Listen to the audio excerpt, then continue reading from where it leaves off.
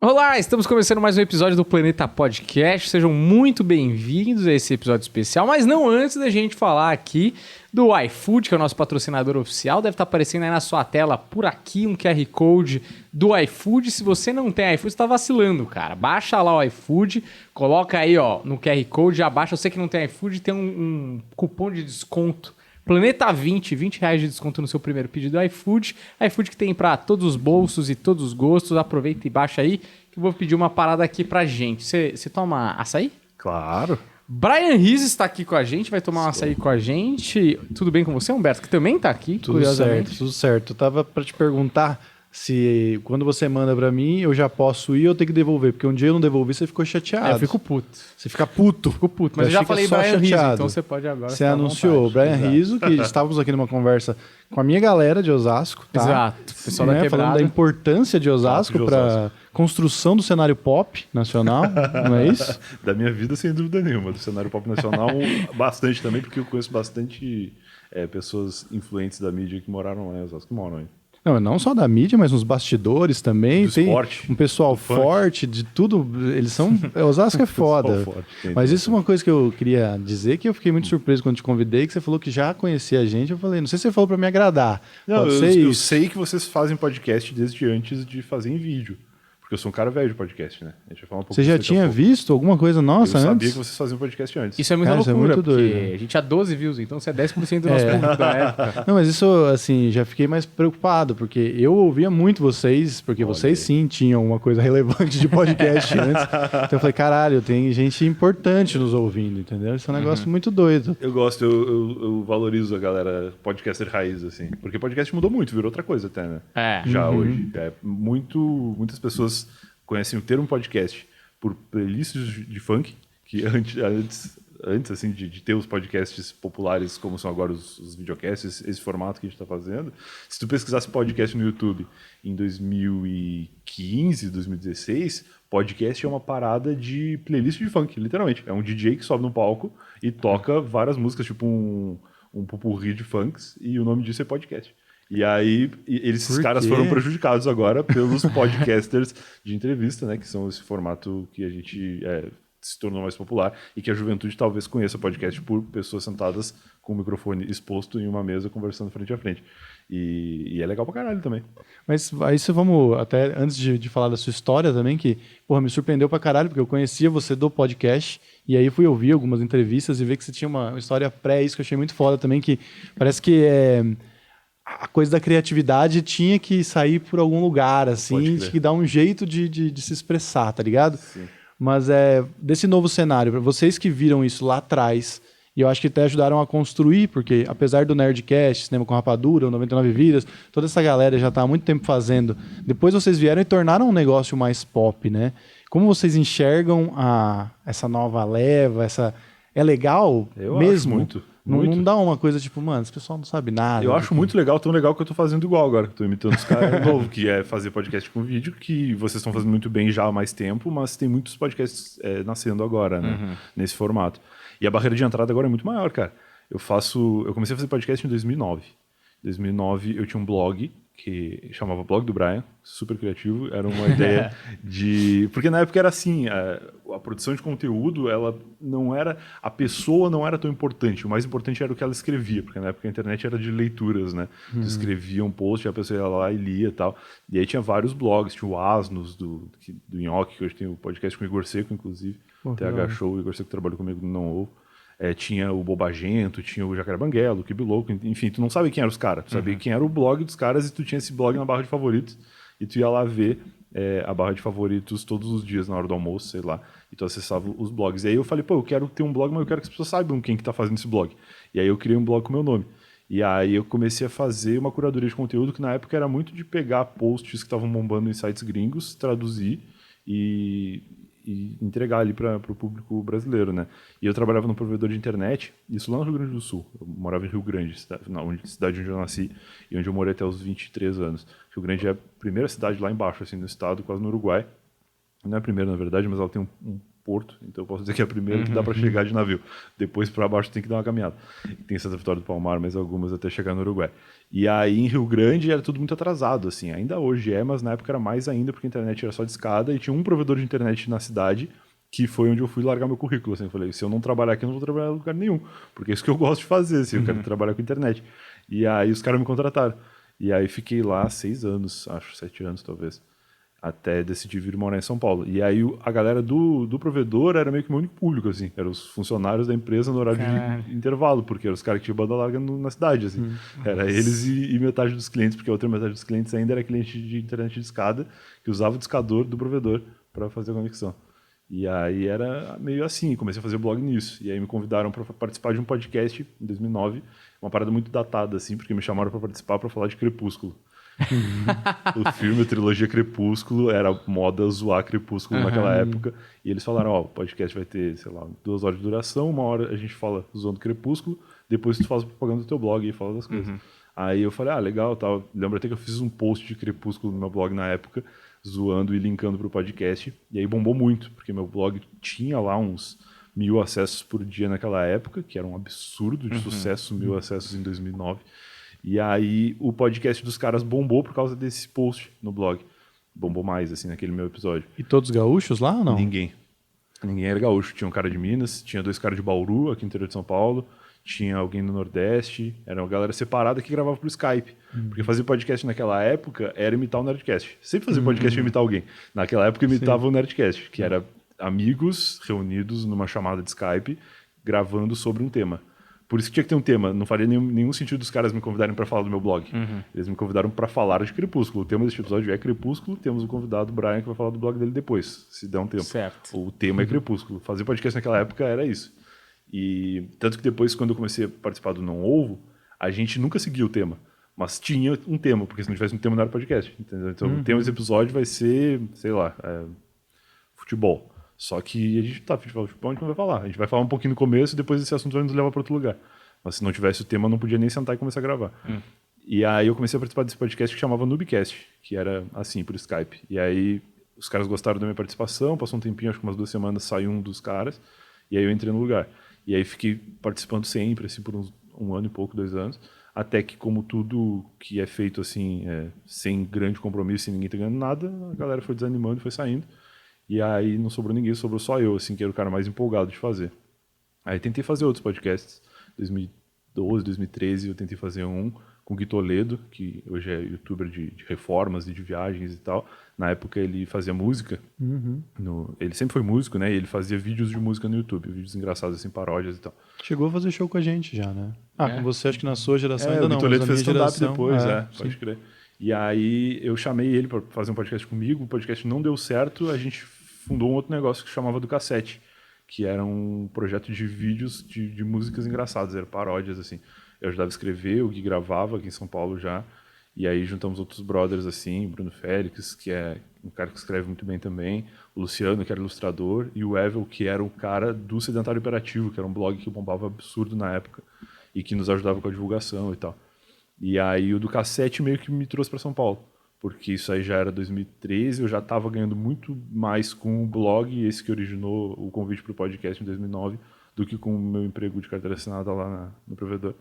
E aí eu meio que tive coragem, porque eu falei, vou sair, já tenho como me sustentar dessa coisa do blog há algum tempo, e vou morar em São Paulo porque lá eu vou ter mais oportunidade. Achava que o Do Cassete ia dar muito certo aqui, que a gente ia juntar e gravar no estúdio e tal, e aí o YouTube nos ferrou. Porque o YouTube mudou uma política lá de paródia e aí toda a grana, e dava muita grana os vídeos que a gente fazia, porque tudo meio que dava 1 milhão de views, assim, em 2013. Cacete. E aí 1 milhão de views em 2013 era muitos dólares. E esses muitos dólares começaram a ir para as gravadoras, ou tinha 2 alternativas. Ou a gravadora tirava o nosso vídeo do ar e não ia para ninguém, ou a gravadora deixava o nosso vídeo no ar e ia para eles o dinheiro. Ou seja, nos 2 cenários a gente se ferrava.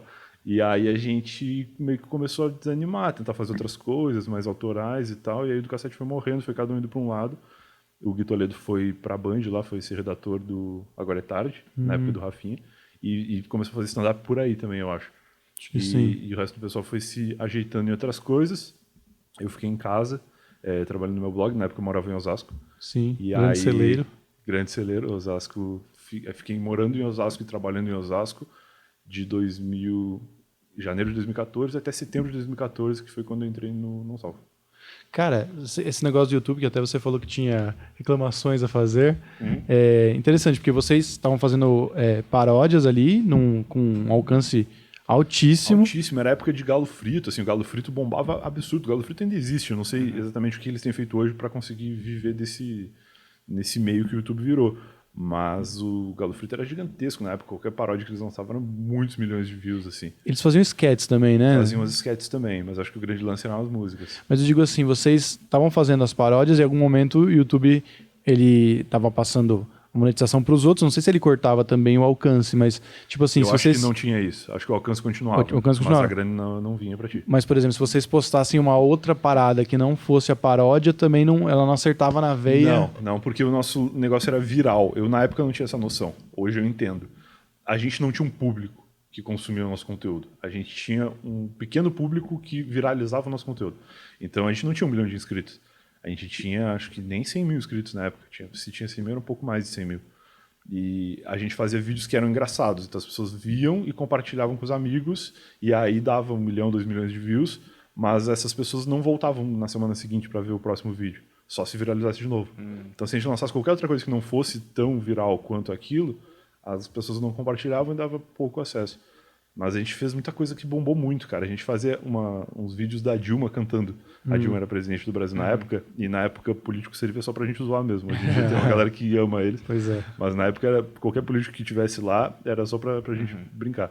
E aí, a Dilma, a gente pegava os discursos dela, que era um inferno, inclusive, assistir os discursos da Dilma. Você assistia Mas inteiro, a gente né? tinha que ver inteiro e anotar as palavras todas e as minutagens, né?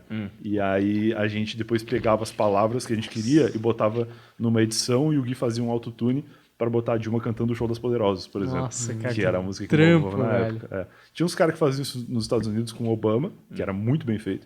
E a gente falou, pô, vamos fazer com o presidente daqui também. E aí era a Dilma e a gente começou a fazer. E aí depois de um tempo até o CQC comprou esse quadro e a gente passou apresentando no CQC. Da hora. A gente fez com o Datena, fez com o Marcelo Rezende, fez com a galera da Band, assim, foi bem legal. Mas era uma parada que viralizava muito e que eu nem sei, a gente não entendia de algoritmo, não entendia nada. A gente só fazia o que a gente gostava e por acaso o YouTube também gostava na época. Mas aí passou um tempo e eles passaram a gostar e pagar os outros e a gente começou a se dar mal. Mas não era uma porrada de cara, ele ia engrenando, né? Porque vocês, Cara, que nem não, você eu acho que falou, bombava na hora. já assim. de A cara gente soltava, chegava na tipo, galera. De manhã, 9 da manhã, e meio-dia já tava com muito acesso, assim. Era muito rápido. E eu lembro que o que mais nos prejudicou antes do lance do dinheiro é que a galera copiava o nosso vídeo e subia no YouTube de novo. E aí acontecia muito, porque na época a home do YouTube, hoje em dia a home é personalizada, né, para cada pessoa, de acordo com o que o algoritmo acha que tu quer ver. Na época tinha a home principal, a página que era a home do YouTube para todas as pessoas que entrassem no YouTube. E aí ali estavam os vídeos mais vistos do dia, ou indicados pelo YouTube, enfim. E aí a gente fazia um vídeo, eu lembro que a gente fez do Quadradinho de 8, que era um negócio que bombou um funk na época, a gente fez uma versão do Quadradinho de 8, uma paródia em cima. E aí esse vídeo do Quadradinho de 8 estava em alta em 2 categorias. Na categoria humor e na categoria música. E aí tu entrava nas 2 categorias e nenhum dos 2 vídeos era nosso. Tinha um vídeo que um cara subiu e foi em alta na categoria humor. O outro vídeo que outro cara subiu foi em alta na categoria música. E o nosso vídeo tinha 10 mil views no canal. Porque o que estava viralizando era em outros canais, assim. E aí a gente ficava muito deprê. E aí o Gui entrava em contato com o gerente dele do YouTube de conta lá. E aí o cara dizia que não tinha muito o que fazer, aí depois nos deu uma ferramenta de copyright, só que não adiantava, a gente não queria tirar os caras do ar, a gente queria que o nosso fosse. E aí foi muito decepcionante, assim. Hoje em dia eu não sei como que é o atendimento do YouTube para os grandes produtores, mas na época os grandes produtores eram poucos e a gente não era considerado grande produtor, então eles meio que cagavam pra gente. A gente não sabe também, porque Mas a gente não é grande produtor. Mas é que é foda, porque era um conteúdo que não tinha cara de vocês, né? Não tinha, a gente não aparecia. Então, mano, não tem porquê. Se tivesse, pelo menos o cara tava te divulgando. Não, e copyright do quê também? É uma paródia que o clipe original tá ali. É. Então se alguém fosse se incomodar com isso, talvez fosse a produtora que fez o vídeo original. Cara, muito osso. Era muito treta. E é isso que é foda de fazer paródia, porque por mais... eu entendo o lado autoral da paródia, porque a letra é nossa, o trabalho de fazer uma música em cima de uma música que já existe é grande, e o Gui que manjava muito de fazer o instrumental e tudo mais, encaixar com a letra que vem encaixar com o clipe. Mas o lance de tu não poder reclamar muito, porque tudo que tu tá fazendo é com base no direito de outra pessoa, né? Então é muito difícil de lutar, assim. Tanto que a gente não lutou, a gente abandonou o negócio. E aí foi meio triste, mas depois todo mundo seguiu bem, assim. O que pega aí, pra mim, é a questão da distribuição, que talvez seja até uma reclamação, pelo menos que a gente fica elucubrando aqui, não sei se é o que você vê também, mas por exemplo, o que acontecia, eu imagino, é que esses outros canais que só eram agregadores, que eles só pegavam pegava o seu, pegava do outro. Que é tipo os canais de corte hoje. Exato. Raramente esse cara erra, entendeu? Porque ele já pega o melhor do melhor que já está testado. Fez uma curadoria, né? Então o YouTube vai sempre distribuir esse cara, porque esse cara, sempre que ele bota, ele não erra, porrada. né? E a gente erra, porque a gente está fazendo bagulho original. Não, e entendeu? pior, a gente demora pra errar. Porque fazer um vídeo do cassete era 10 dias de trabalho. Era ver uma música, pô, essa música acho que tá bombando, vamos fazer. Aí escrevia uma letra, aí gravava, e o Gui gravava de um jeito muito louco, que ele não gravava, não sentava e gravava a música inteira, ele gravava os pedaços, assim. Eu não manjo muito de música, especialmente de vocal, assim, mas ele faz um jeito que depois ele meio que junta de novo no software ali. E fica do caralho. Mas isso aí dava muito trabalho. Aí você faz tudo isso, demora 10 dias, dá 2.000 views, você fala, mano, custou, eu paguei pra fazer esse vídeo, porque Muito. não vai me retornar nada, tudo bem, você tem a consistência de postagem ali. Não, o tempo que tu perde Bizarro. Mas hoje você acha que tá muito pior ou você acha que melhorou em alguma coisa? de produzir pro YouTube? Cara, eu não sei, porque a gente começou agora, assim. Aí, em 2013 eu fiz isso aí. 2014 eu fui trabalhando no Não Salvo no final do ano. E aí o Não Salvo era um blog, que na época foi o maior blog de humor da América Latina, assim, um bagulho bizarro, de gigante. E o Não Salvo ele era banido de todas as plataformas de vídeo. A gente criava um canal no YouTube para subir uns vídeos para postar no blog, e dava 3 dias cair o canal. Aí a gente subia vídeo no Xvideos na época, cara, pra ver se não derrubavam. Porque... E derrubaram? Derrubavam também. Caralho. Direito de, tipo, sei lá, a pessoa reclamava, ou tinha alguma música, essas coisas que hoje em dia já acontecem, assim, sempre caía. Ou o pessoal denunciava. Aí uma solução que a gente achou que durou muito, assim, acho que até o final do Não Salvo, foi subir os vídeos no Twitter. A gente criava umas contas no Twitter, e aí, tipo, a cada 10 vídeos que a gente postava, a gente trocava de conta. Que aí se caísse, perdia só 10 posts, entendeu? Tá. Mas era muita treta de subir no Facebook, a gente tinha umas manhas de embedar o vídeo do Facebook sem parecer que era do Facebook, ficava o player escondido, assim. Cara, era umas Caralho, mas valia a pena, tipo, todo esse trampo pela quantidade de views que tem um tempo limitado? Porque o negócio do Não Salvo era o blog, né? Então o acesso era no blog. Então a gente tinha um post... E esse post tinha um vídeo. De onde esse vídeo estava vindo, tanto faz. O Xvideos era ruim porque aparecia o logo do Xvideos no canto. Mas a gente pegava de vários lugares, assim. Do Facebook dava para esconder que era do Facebook que estava vindo. Do Twitter uma época também dava. Depois eles mudaram e ficava o tweet embedado junto. Que era escroto, mas resolvia. Porque o negócio é que o Não Salvo tinha muito fã que entrava para ver o blog ainda, assim. Que é um comportamento lá da época que eu comecei a fazer blog que o Não Salvo sustentou muito tempo. E também depois com a fanpage, o Facebook do Não Salvo tinha um alcance absurdo, assim. E aí a gente conseguia levar as pessoas para ver o blog, para ver o conteúdo no blog. E aí no blog que tinha publicidade, que tinha todas as coisas, então de onde o vídeo estava vindo não fazia diferença pra gente. Mas ainda assim, por que derrubavam? No sentido de, tipo, quer dizer, eu entendo que tenha... Isso é a prova de que tem um alcance absurdo, né, que chega em muita gente. Então incomoda pessoas a ponto de alguém querer derrubar. Sim. Mas, tipo, parece que não é tão fácil derrubar hoje em dia. Tipo, qual era o argumento que eles usavam? Eu não sei. Eu acho que as pessoas denunciavam os posts quando era Twitter. E eu acho que o próprio Facebook, por algum copyright ou por alguma coisa... Porque tinha muitos posts que eram meio ofensivo, assim, também. E aí entrava em algum critério lá de vamos tirar esse vídeo, e aí tirava a conta do ar depois de algumas recorrências, né? E aí a gente perdia vários posts. A gente aprendeu a fazer isso. A cada 10 posts, trocar de conta e Caraca, velho, que osso, mano. Puta trabalho. Fazer o blog por si só já devia ser trabalhoso pra cacete. Fazer nesse esquema de ficar pulando de uma fugindo das plataforma. plataformas. Mas eu gosto muito de blog por causa disso, cara. Hoje em dia não é possível, eu acho. Até mas não é tão comum ver alguém que vive de blog. Mas o que eu gostava do blog e o que eu gosto ainda do podcast Raiz, assim, que é tudo teu, sabe? O servidor é teu, se o teu blog estiver indo mal nesse servidor, ou se os caras estiverem reclamando que o tráfego está muito alto, tu está pagando pouco e tal, tu troca de servidor, leva o teu conteúdo para outro lugar. O podcast é a mesma coisa.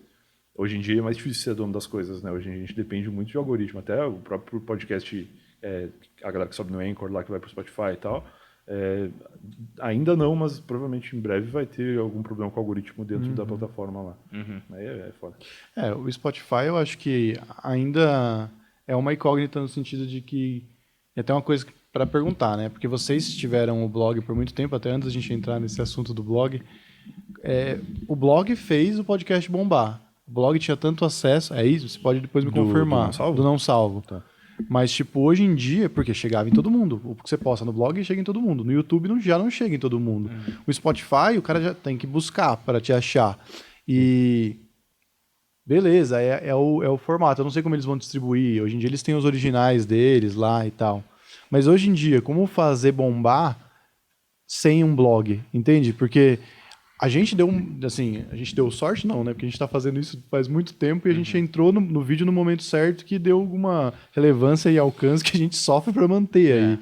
Mas se o cara, tipo, hoje quer começar um podcast, ele já tá no meio todos os podcasts que tem, mais os cortes de podcast, mais os cortes dos cortes de podcast. É muito difícil, cara. É muito difícil. Eu não sei a resposta pra isso. E, na verdade, no Não Salvo, a gente não postava o podcast no blog. Caralho. Foi porque as pessoas sabiam, assim, iam atrás mesmo. Era meio que... foi uma parada que eu nem entendi no começo. Porque eu pensava, pô, o blog é gigante, vamos aproveitar, vamos postar o podcast aqui, vamos bombar. E aí a gente não postava. E foi uma decisão do Cid na época, que depois de um tempo eu entendi. Que era tipo, não adianta a gente ter 1 milhão de ouvintes, porque a galera que acessa o Não Salvo nem sabe o que é podcast.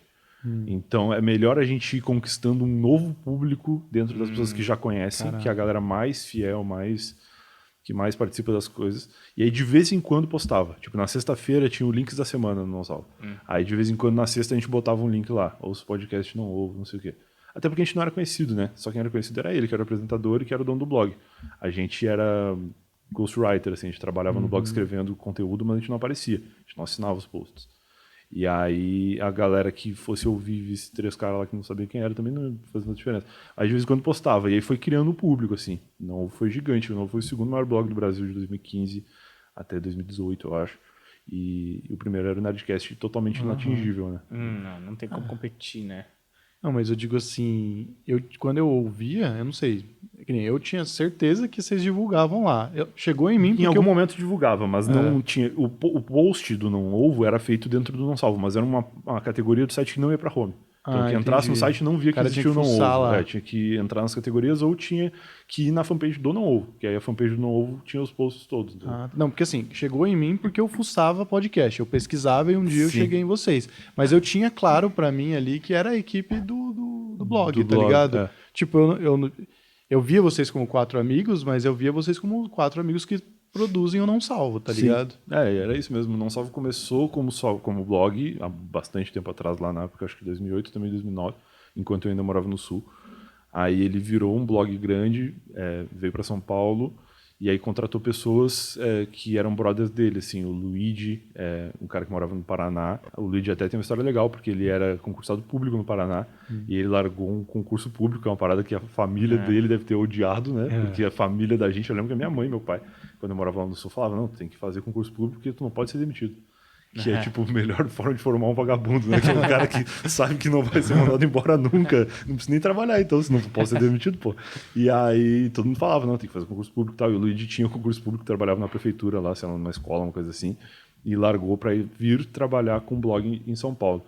O Igor Seco também morava em Palhoça, né? Que é Osasco de Florianópolis, que é uma cidadezinha colada ali na região metropolitana. E também veio para São Paulo para trabalhar com isso. E tinha outras pessoas. Quando se fala dos funcionários do Não Salvo, sempre se linka muito a galera do Não Ovo, que era a galera que aparecia. Mas tinha outras pessoas que não apareciam. Tinha programador, tinha editor de vídeo, Davi, maravilhoso, inclusive está trabalhando comigo agora no 2 em 1. Enfim, tinha outras pessoas. E aí essa galera foi meio que coletada de vários lugares, assim. E eu entrei muito por acaso. Eu entrei... O Ivo Newman também, que hoje tem o Treta Talks, que é um podcast bem legal aí também, que é do Espírito Santo. O Ivo trabalhava no Não Salvo dessa mesma época do Luigi, eles entraram juntos. E aí, quando o Ivo saiu, que ele foi para uma outra empresa, eu tava já morando em Osasco, que já tinha ido morar lá por causa do Luigi, que morava no mesmo prédio. E aí fazia muito sentido eu entrar, assim, porque eu tava totalmente frustrado com o meu blog, que tava parando de dar dinheiro. O iFood chegou. Opa! Faz parte da dinâmica do negócio eu ia aqui. falar, olha só. Que bom. Enfim, aí eu já tava morando em Osasco, porque quando eu queria vir morar em São Paulo, eu fui pegar dica com as pessoas, assim, de pô, onde que é legal morar e tal. E aí o Luigi tinha se mudado para esse prédio, porque até então todo mundo do Não Salvo morava junto. Eles moravam na mesma casa, no Lama do Tantã. E aí eles, não, vamos transformar um espaço em escritório e vamos cada um morar no seu lugar com sua vida e depois a gente se encontra no escritório para trabalhar. E aí, nesse momento, o escritório foi situado na Zona Oeste. Aí ficava na frente do Parque Vila Lobos ali. Porra, pertinho pra você também. Ali na Lapa. Todo mundo. E aí o Luigi foi achar esse apartamento em Osasco porque era perto do trabalho. Ele ia fazer esse trajeto. Tinha um ônibus que passava na porta do condomínio e deixava na porta do escritório. Era certinho. O Luigi fez um bom trabalho de pesquisa de apartamento. E eu não conhecia o Luigi na época, mas conhecia a Camila, que era a namorada dele. E aí a Camila falou, a gente tá morando aqui, me passou o contato da corretora, eu fui visitar, gostei do lugar e fiquei. Mas você já era amigo do Luigi? Não conheci o Luigi. Eu não conheci o Luigi, eu conheci a Camila. Ah, tá, mas de vida, assim? Não, da internet, assim. Eu já tinha blog, ela também participava de alguns blogs, escrevia alguns posts e tal, e principalmente do Twitter. Eu achei que você tinha conhecido eles no prédio, morando ali. Não, era do Twitter, assim, que eu conhecia a Camila. E eu conheci o Igor, que eu já tinha ido para alguns eventos de blog lá em Floripa, mas tudo solto, assim, muito avulso, era meio que a galera do Twitter, assim. E aí a Camila me deu a dica, eu já tinha conversado com o Igor que eu queria vir morar em São Paulo, em algum desses encontros que a gente teve, porque a gente vinha muito para São Paulo, tipo 2012, 2013, a gente vinha pro YouPix, que era um evento de cultura de internet, assim. E aí eu sempre encontrava o Igor, a primeira vez que veio junto, inclusive, a gente se encontrou no aeroporto em algum lugar, acho que em São Paulo mesmo, porque eu vinha de Porto Alegre para cá, a gente se encontrou em Congonhas, sei lá. E aí a gente ia juntos pros lugares, ficava no mesmo lugar, ficava na casa do brother Romenick, lá em Mauá. Mauá é longe pra caralho, mas pra quem veio de Rio Grande, qualquer lugar que desse pra ir de ônibus pro Ibirapuera, que era onde era o Osasco, onde era o YouPix, era muito perto, inclusive o Osasco. E aí quando eu vim pra cá, querendo morar mesmo, aí eu falei, o Osasco não é tão longe assim, porque eu tava acostumado a fazer os trajetos de Mauá pra cá, né, pro centro. E aí eu achei legal, e aí fui lá visitar, gostei.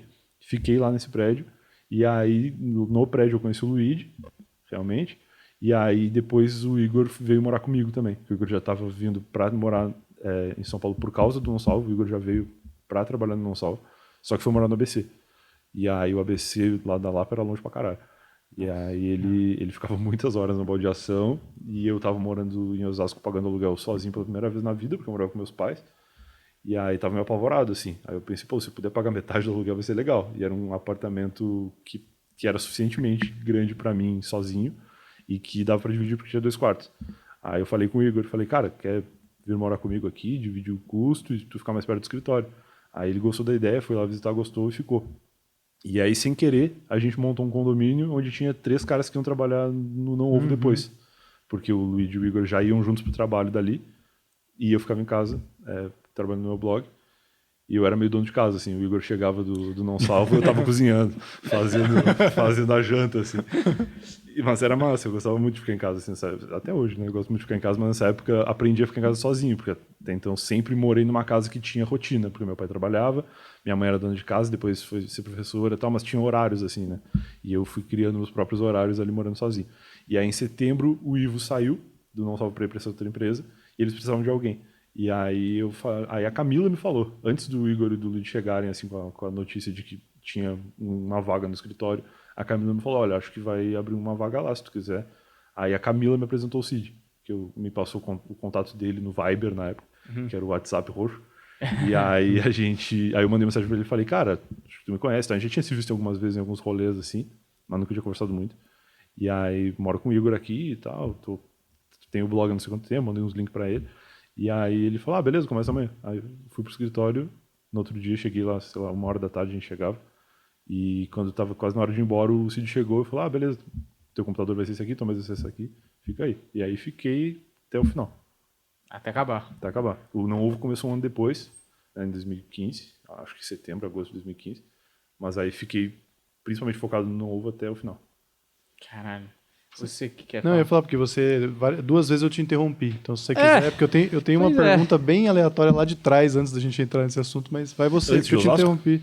Antes de Osasco, que é uma pergunta antes pré-Osasco. Não, é que eu ia falar que... Não, eu tava falando de blog e tal, que isso realmente me preocupa, assim, porque a gente não é o dono da bola, né? Tá. Tipo assim, no YouTube a gente posta tal e beleza, só que é o que eu falo pro Humberto, mano. Por exemplo, a sensação que eu tive no começo, que a gente começou a postar, o YouTube amava a gente. Pô, a gente era brother, entendeu? Entendi. Ia na nossa casa, distribuía pra galera. Porra, a gente era muito amigo. Aí começou a vir podcast a dar com pau, obviamente, porque é um movimento de mercado. Se tem alguma coisa dando certo, muita gente vai fazer. Vamos imitar todo mundo. E aí a gente meio que brigou, a gente não sabe por que a gente brigou. Entendi. Entendeu? E aí tu parou de distribuir. E isso é uma discussão que a gente tem até antes de, ter conteúdo expressivo em termos de gente ouvindo ou gente vendo. Sim. Que o mais importante é um dia ter uma plataforma própria, que seja um aplicativo, uma rádio, alguma coisa que vai distribuir para todo mundo, porque você fica dependendo de uma plataforma que de um dia para o outro, sem te dar explicação, Muda a sem regra. nada, muda a regra do jogo. Como que você ganha um jogo que você está jogando bola? Você tá jogando bola, pô, você tá jogando, dá 2-0 pra você. Aí do nada o adversário fala, agora vale com a mão. Ele pega a bola com a mão e mete no gol. Você fala, Exato. mano, mas eu nem Ninguém me avisou. Exato, você nem sabia, tá ligado? Pois é. E aí tem dois tipos de produtores, que é o que, beleza, eu vou começar a pegar com a mão também, e o que fica resistindo de, não, vou jogar com o pé porque foi assim que eu aprendi a fazer. E aí, geralmente, os dois tomam no cu, mas o que continua jogando com o pé, tomando com mais rápido. Você pode mais, né? Pois É o famoso adapte-se ou morra. Né? Adapte-se ou morra. E eu não sou bom de me adaptar, cara. Eu sempre falo, porque direto tem reunião com a agência, assim, anunciantes, pessoas que querem anunciar no Eu Tava Lá, que é o meu podcast principal ainda, né? Já desde 2018, um pouco antes de sair do novo, comecei a fazer o Eu Tava Lá. E agora, mais recentemente, lancei o 2 em 1, que é mais um hobby, assim, é uma parada que a gente acredita muito, acho que tem muito potencial, que é podcast também, vai pro ar em vídeo no YouTube. Mas o Eu Tava Lá é meu negócio principal, assim. Então, direto eu tenho reunião com a agência e eles gostam muito do termo influencer, assim. E eu sempre bato muito na tecla de, cara, eu não sou influenciador, eu sou produtor de conteúdo. Porque o que eu faço, eu vou fazer para qualquer lugar. Se for botar na TV, se for botar no rádio, se for para postar numa revista, a gente vai fazer igual. Agora, se vai ser distribuído, se as pessoas vão gostar, se vai dar certo, se vai chegar nelas, é uma parada que a gente vai descobrir depois junto, assim. E eu acho muito cruel até o termo influenciador, porque ele parece que depende da pessoa fazer com que as pessoas sejam influenciadas por ele. E na real não depende muito, não. Depende mais dos algoritmos das plataformas estarem de bom humor contigo, né? E eu nem lembro porque eu comecei a falar isso.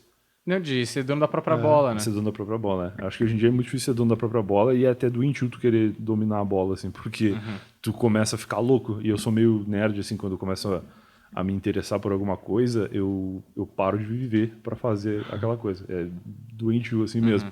E eu tenho muito medo de começar a querer virar esse cara do YouTube, porque eu sei que ninguém ganha essa luta aí. Tu pode até descobrir como funciona na hora e ganhar alguma grana com isso, mas depois de um tempo tu vai te frustrar. Então eu prefiro focar em produzir conteúdo. E o 2 em 1 tá sendo muito isso, assim. Tá meio que sendo começado do zero de novo, depois de tanto tempo. Porque eu tenho público de podcast, que é a galera que eu tava lá, que me ouvindo não ouve. Tem até gente que me ouvia lá no Noobcast, em 2009.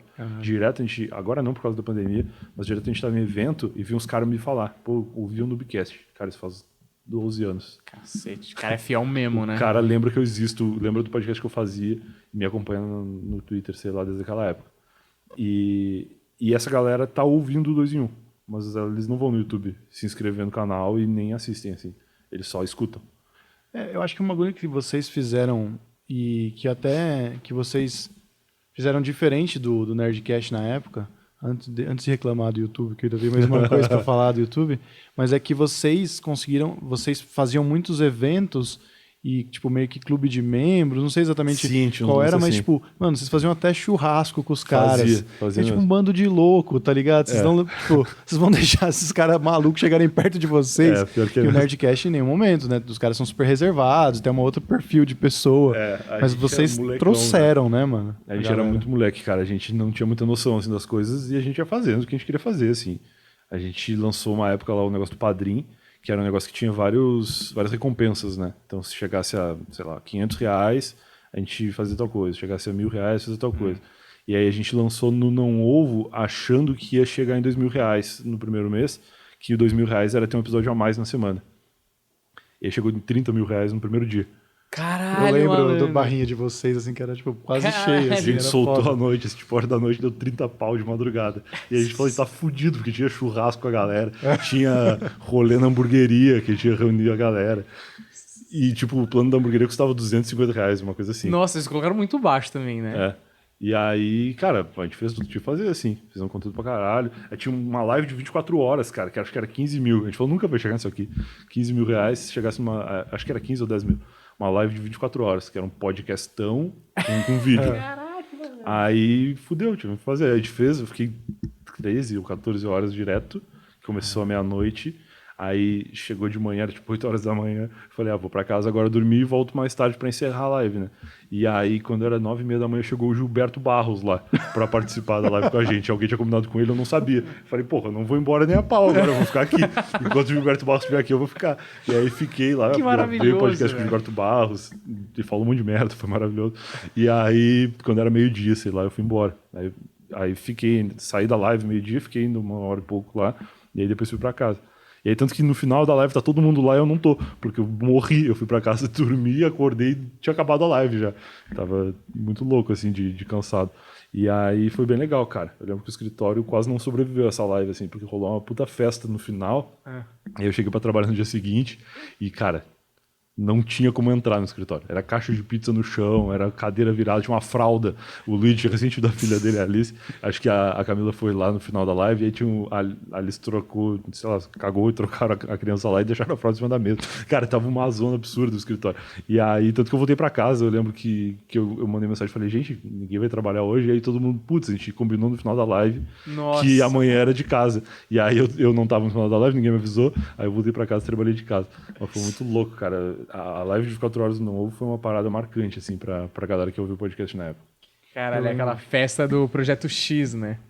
Não sobrar nada, tá ligado? Mas isso ajudou, então, essa proximidade, que eu acho que imagino que a galera criou uma relação de que, mano, aonde vocês vão... Inclusive, tinha gente pedindo pra você vir aqui. É mesmo? Porra, eu ouvia ele faz muito tempo e tal. Que legal, cara. Eu acho muito massa, assim, eu sempre falo que eu não sou um cara que tem um super público, mas a pequena parcela, que não é tão pequena assim, mas o Otava lá tem 30, 40 mil ouvintes por semana no podcast. Que foda, mano. Mas é ouvinte. Os então, caras só ouvem, eles né? só ouvem. Tanto que eu tenho menos seguidor no Instagram do que gente que ouve meu podcast. Mas é bizarro. Mas sabe o que é? Eu acho que você sabe disso. O cara que assiste, ele assiste, beleza. Tem um cara que é fã, o cara que assiste é fã e tal. Mas o cara que ouve, o cara não é que ele ouve um podcast, ele tem uma religião com o podcast. E outra, o Otava lá tem um número que eu acho muito bom de ouvintes, mas o principal, o Otava lá tem 90% de retenção até o final de todos os episódios. 90% é muito foda. Eu posto episódio de 60 minutos e todos os episódios são ouvidos pelo menos 90%. E aí teve um dia lá, quando eu ia fazer o episódio 100 do Eu Tava Lá, eu fiz a mesma coisa que eu sugeri fazer na época do Não Ovo, que foi o episódio 100 ser um compilado de vários bons momentos dos primeiros 100. E aí, como eu tava num podcast de histórias, que o convidado vai lá para contar uma história, são momentos longos, né? São pequenas histórias, mas tem 10, 15 minutos cada momento. E aí eu selecionei alguns momentos, e esse episódio 100 do Eu Tava Lá tem 3 horas e meia de duração. Nunca postei um episódio de 3 horas. Eu Tava Lá tem 60 minutos, no máximo 1h05, 1h10, quando estende muito a conversa. E aí eu falei, esse episódio aqui não vai ter essa retenção. E realmente demorou um pouco mais pra ter, mas tem 90% de retenção também o episódio de 3 horas e meia, que não faz o menor sentido porque são histórias que as pessoas até já ouviram.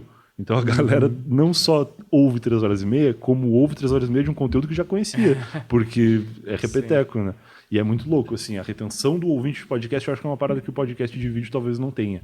Eu não sei como que é com vocês devem ter mais noção disso, mas no 2 em 1 eu ainda não tive coragem de ir lá nas estatísticas do YouTube, porque eu tenho certeza que a retenção não é nem 10%. Não é, mas também, sabe por que não é? Porque é uma modalidade de... É outro esporte. É outra coisa. O cara tá com a mão no mouse aqui, cara. Ele tá assistindo com a mão no mouse, entendeu? Tem que ser muito interessante pra ele não clicar em outra coisa. A barra de sugestão... Eu já fiz isso. Você tá num vídeo que você tá achando da hora, aí você olha na barra de sugestão e fala, mano, era isso que eu tava procurando. Você sai. Eu vejo 10 segundos. Eu vejo podcast na TV. Esses novos podcasts, eu assisto eles na TV. Até por causa da pandemia, eu acho, eu passei muito mais tempo na frente da TV do que com fone de ouvido em algum lugar. Então, eu aceito algumas sugestões do algoritmo do YouTube e, vou ver isso aqui. E aí, cara, o controle tá do meu lado ali, mas eu dificilmente troco de canal. Até porque dificilmente eu tô só assistindo também. Que isso é um hábito do podcast raiz, assim. Geralmente, o ouvinte de podcast te ouve fazendo outra coisa. Ou ele tá na academia, ou ele tá no trânsito, ou ele tá lavando a louça. Ele tá fazendo qualquer coisa que ele tá com a mão ocupada demais e a cabeça pensando em várias outras coisas além de te ouvir. Do que só ouvir o podcast e pensar, vou trocar porque tá chato. Então... não só porque tá chato, é porque não fala tudo que me agrada, né?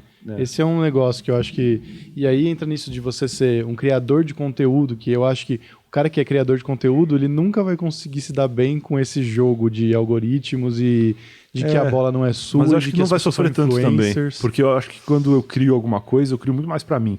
Tanto que esses dias um cara me perguntou, tu não quer fazer uma como é que era? Tinha uma pesquisa de conteúdo para saber o que os ouvintes do podcast esperavam que eu fizesse. E eu falei, cara, não, porque eu acho que o que eles quiserem, o que eles vão querer que eu faça, eu não vou querer fazer. Então eu prefiro continuar fazendo o que eu gosto e tá tudo certo, assim. E claro, eu me importo com o que as pessoas pedem, e até a gente vai começar um formato novo no Eu Tava Lá agora, que é ouvindo histórias dos ouvintes.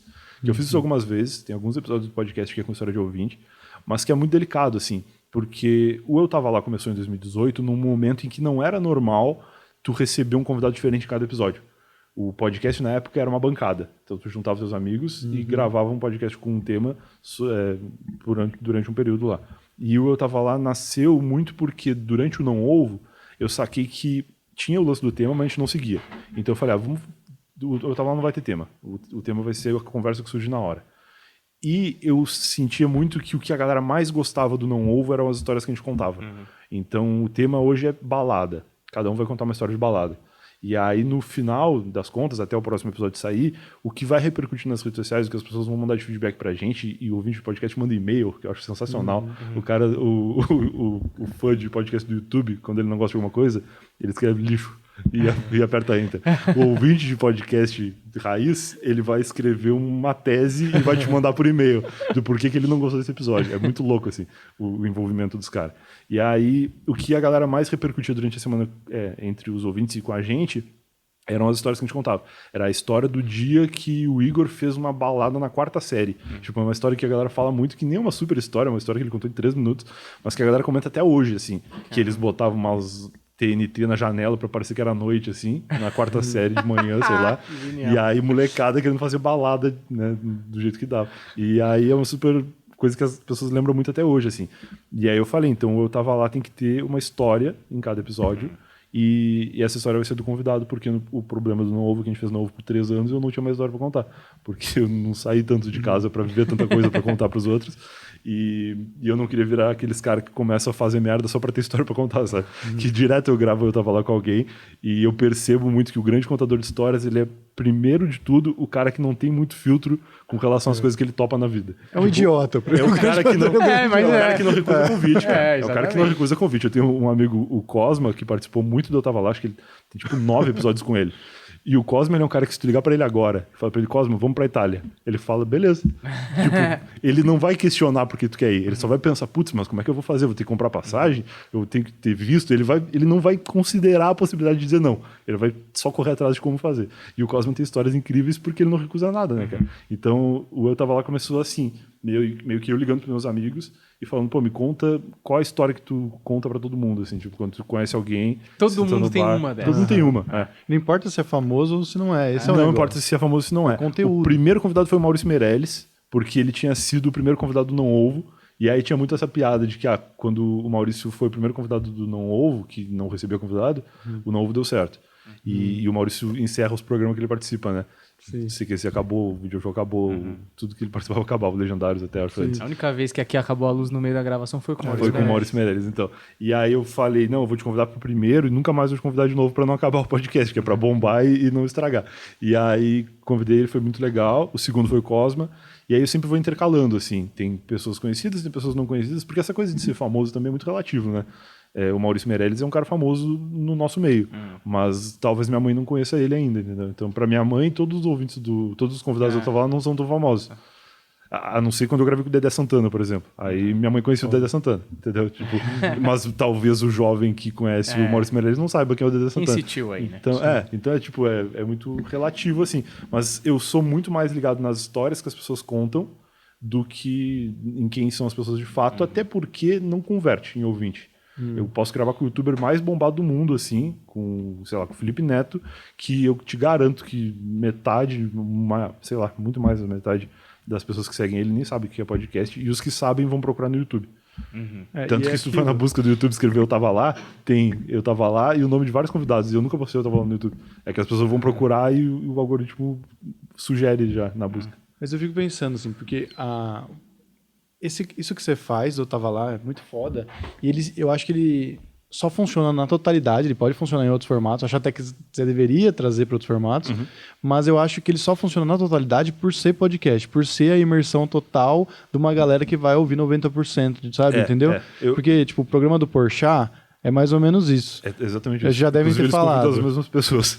Então, fala sobre isso, mas é que eu quero dizer assim, ele levou pra TV essa ideia e é tipo enlatado porque é TV, tá ligado? E se for pro YouTube também vai se enlatar de alguma maneira, porque por mais que dá pra assistir mais longo no YouTube, ainda tem a questão de tipo, tem que soltar desse jeito, tem que fazer daquela... Lá você tem uma liberdade pro cara contar a história, é orgânico mesmo, tá ligado? É orgânico, principalmente porque eu não sei que história que a pessoa vai contar. Então, o Eu Tava Lá começa comigo fazendo os spots, que todo o Eu Tava Lá, o formato do Eu Tava Lá são gambiarras de limitações técnicas ou de limitações do apresentador, assim. O Eu Tava Lá, ele começou a ser um lance que a gente faz que é uma chamada telefônica, né? Tem o barulho do telefone tocando, eu ligando pro convidado, eu começo falando, hoje eu vou ligar para o fulano. Isso era assim porque, como eu fazia o Não Ovo, que era presencial e a qualidade do som era impecável, porque estava todo mundo no mesmo ambiente, gravando com equipamento local e tal, eu tinha medo que os ouvintes do Não Ovo, que fossem conhecer o Eu Tava Lá, achassem o podcast ruim por causa da qualidade, que eu não consigo garantir a qualidade do som do convidado, né? O cara tá em casa, eu gravei com uma pessoa numa cafeteria uma vez, e aí a qualidade foi com a Leila Germano, maravilhosa, conta histórias muito bem, e ela tem o podcast dela lá, que é o Hoje Tem e tal, e o conteúdo do episódio com a Leila é incrível, porque a história dela é muito boa, ela é uma pessoa que desenrola a conversa muito bem, é tudo ótimo. Só que no meio do podcast tem alguém fazendo café, e tu escuta o barulho da máquina moendo café, e tipo, isso não pode determinar o conteúdo a qualidade daquele conteúdo, entendeu? Determina a qualidade da captação e tal. Mas eu queria que fosse tolerável esse problema. E aí eu criei a ideia do telefone, que é tipo, nem combinei com a pessoa, tô ligando pra ela agora, ela vai me atender, a gente vai bater um papo, entendeu? Então, liguei pra ela tá na cafeteria, azar. Segue a vida. E aí é assim, e as pessoas entendem isso, eu tava lá e nunca reclamam, exceto quando tá realmente muito ruim. Inclusive esse episódio com o Dedé Santana é um episódio que a qualidade do som é péssima, mas que o conteúdo vale muito, assim, porque ele é um velho de 90 anos, que tava no interior, sei lá da onde, e o telefone tava ruim mesmo. E aí, cara, desculpa, mas eu não vou deixar de gravar com o Dedé Santana, que tá 9 horas da manhã disposto a conversar comigo por 1 hora, porque não tá boa a chamada, tá ligado? Não sei se eu vou conseguir falar com esse cara de novo depois. E aí gravamos e o meu editor ajudou muito lá pra melhorar, mas não é um exemplo de limpidez no som. Mas aí... é bonito pra caralho, mano. Tipo, uma coisa... Você assistiu o Bastidão da Noite? Não. Não, o filme da Amazon. Eu sempre falo desse Só filme você aqui. assistiu esse eu vou filme. ver. Assista o Bastidão da Noite. Depois. Mas é sobre rádio, é sobre ser... que eu acho que o podcast consegue, tipo, especialmente o seu, que, pô, é uma ligação. Cara, é muito verdade, entendeu? Total. É totalmente... E nada é combinado mesmo. É isso que é o melhor, é o registro mais legal, mais limpo possível. O Porchat adorava também, pelo visto. O Porchat... Vocês têm, assim, concreto de que foi essa ideia? Pegaram mesmo. Total. Antes, deixa eu só comentar um lance. Caralho, que da hora. O Júnior Gruvador, cara, sabe o Júnior Gruvador? Que tocou no Rock in Rio com a banda do Jack Black, baixista e tal, que fazia ele fez versão de forró do Nirvana e tal. Foi um cara que viralizou muito no Facebook, e aí viralizou tanto que chegou no Jack Black e o cara falou, pô, tô indo fazer um show nesse país aí, acha esse cara pra mim que eu quero tocar com ele. E o cara tem uma puta história de vida foda, ele é lá de Natal, só que o cara não tem uma conexão de internet legal em casa.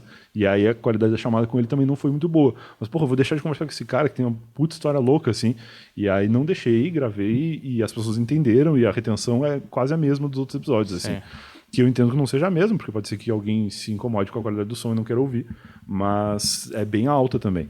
E aí o lance do Porchat é o seguinte, eu não sei se eu posso falar nomes aqui, acho que é melhor eu não falar, mas eu gravei algumas vezes, não, eu tava lá 2 vezes ou 3 vezes, com um brother nosso, que vocês conhecem também, que era roteirista do programa do Porchat na Record.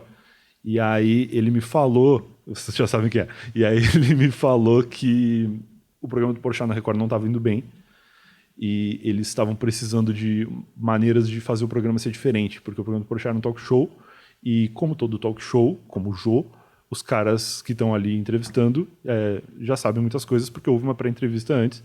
Então, às vezes, tu tá contando da vez que tu foi numa balada e aí o Jô Soares vai puxar, não, mas tu não gosta de azeitona. E, tipo, ninguém tava falando sobre isso. É porque tava escrito na pauta dele. E aí eles estavam querendo que o programa do Porchat na Record fosse menos engessado. E aí, como sugestão de, olha isso aqui, é uma conversa. Eles estão conversando. Mostraram meu podcast pro Porchat. E aí não vingou, o programa dele acabou mesmo naquele ano. E um pouco depois nasceu o Que História é Essa, Porchat. Não vou dizer que tem a ver, até porque não fui eu que inventei esse formato de ouvir história. Isso aí já acontecia na TV nos anos 60, anos 70. O Flávio Cavalcante fazia isso no programa dele.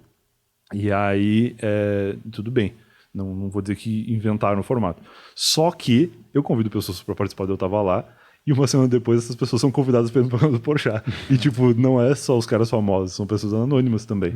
Que eu conheço, que eu sei, ou que às vezes a pessoa faz uma thread no Twitter contando uma história, e aí a galera começa a marcar a pessoa no Twitter, começa a me marcar. Falar, pô, chama essa pessoa pra contar no Eu Tava Lá, chama e tal.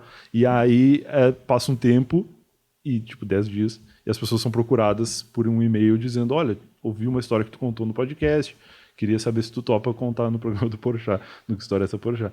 E aí tem todo um briefing, assim, que a pessoa tem que gravar um vídeo de até 9 minutos contando a história, e aí é uma pré-seleção da seleção, entendeu? Então a pessoa, alguém da produção do Porchat ouve, Eu Tava Lá, eu até vou começar a mandar um abraço pra eles no podcast, e aí entra em contato com a pessoa grava um vídeo, muitas recusaram, outras aceitaram e gravaram esse vídeo de 9 minutos, e algumas já foram no programa, outras não. Talvez vão daqui a pouco. Mas é muito estranho, assim, cara. E aí, tanto que eu agora convido as pessoas assim, quer ir no programa do Porchat? Aí a pessoa fala, aqui, pô, eu quero. Eu falo, só tem que participar do Eu Tava Lá primeiro. Porque rola essa coisa aí. Mas tudo bem também. E é muito diferente no final das contas. O programa do Porchat, primeiro que ele sabe tudo que as pessoas vão falar, que eu acho ruim, mas eu acho que só eu percebo isso. E talvez vocês tenham uma noção de produção de conteúdo assim, sabe que o cara já sabe que Ele não vai preparado pra fazer umas piadas em cima também, né? Não, dá pra ver do programa do Porchat, porque não precisa ser um gênio também. Porque a pessoa às vezes esquece uma parte da história. Isso. E aí ele manda. Não, mas já não tinha um jacaré? Um jacaré Isso, com. Aí o cara fala, então, tinha um jacaré mesmo. Você fala, porra. Esqueceu. Não, é foda, cara. No meu programa isso não vai acontecer porque eu não sei. Então, às vezes, a história realmente era melhor do que a pessoa me contou, mas como eu não conhecia a história antes, foi daquele jeito e é legal. Se tu não sabe que tem mais detalhes, tu aceita a história do jeito que ela é. E é muito louco, assim. Mas eu não tenho nada contra o Porchat nem contra o programa dele. Tanto teve uma vez que rolou um caso de plágio da Globo com o Eu Tava Lá, que era um caso de plágio mesmo. O Globo Esporte criou um quadro dentro do programa. Não era o Globo Esporte, era o Esporte Espetacular, que chamava Eu Estava Lá. E eram... você tá para, velho. Você tá me tirando. E eram convidados pra contar a história de futebol. E aí, realmente deu treta, porque o logo era igual, era tudo igual. Caralho, era que tudo trabalho igual. preguiçoso, velho. Era tudo igual. E aí... Muita arrogância, né? Eu lembro que de manhã, assim, cara... De manhã não. O Esporte Espetacular passa domingo de manhã. Eu acordei domingo 3 da tarde, aí peguei o celular e tinha um monte de gente falando, a Globo tá plagiando o Eu Tava Lá, a Globo tá copiando o Brian. E eu pensei, o programa do Porchat foi pra Globo, tudo bem. Já sei dessa história, a história é velha.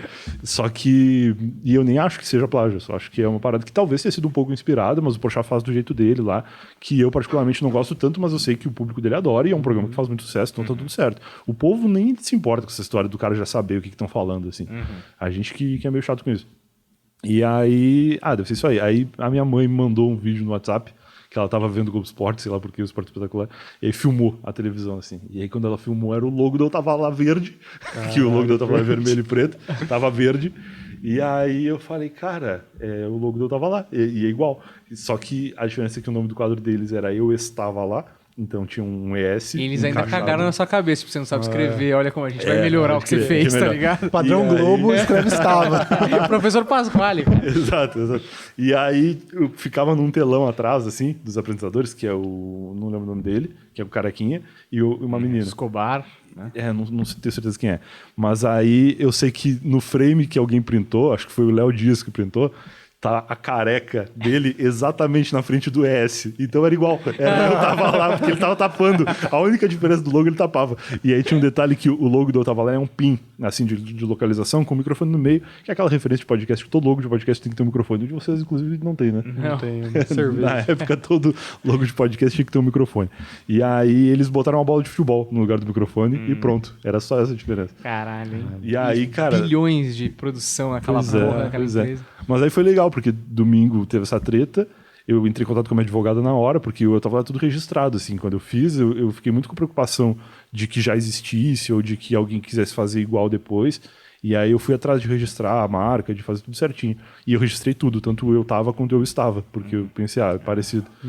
E aí a Vai minha ter algum advogada... imbecil que vai mandou tentar bem, roubar, velho. né? Você mandou muito bem. A minha advogada adorou, eu mandei pra ela domingo, ela tava almoçando no churrasco. Vamos ganhar da Globo. Eu falei pra ela falou, não, relaxa que isso aí vai dar tudo certo. Aí na terça-feira eles montaram uma, acho que chama ação extrajudicial, que é, pra quem não sabe, é uma carta onde tu escreve pra pessoa que ela fez merda e que ela pode parar de fazer merda ou continuar fazendo merda e ser responsabilizada juridicamente por isso.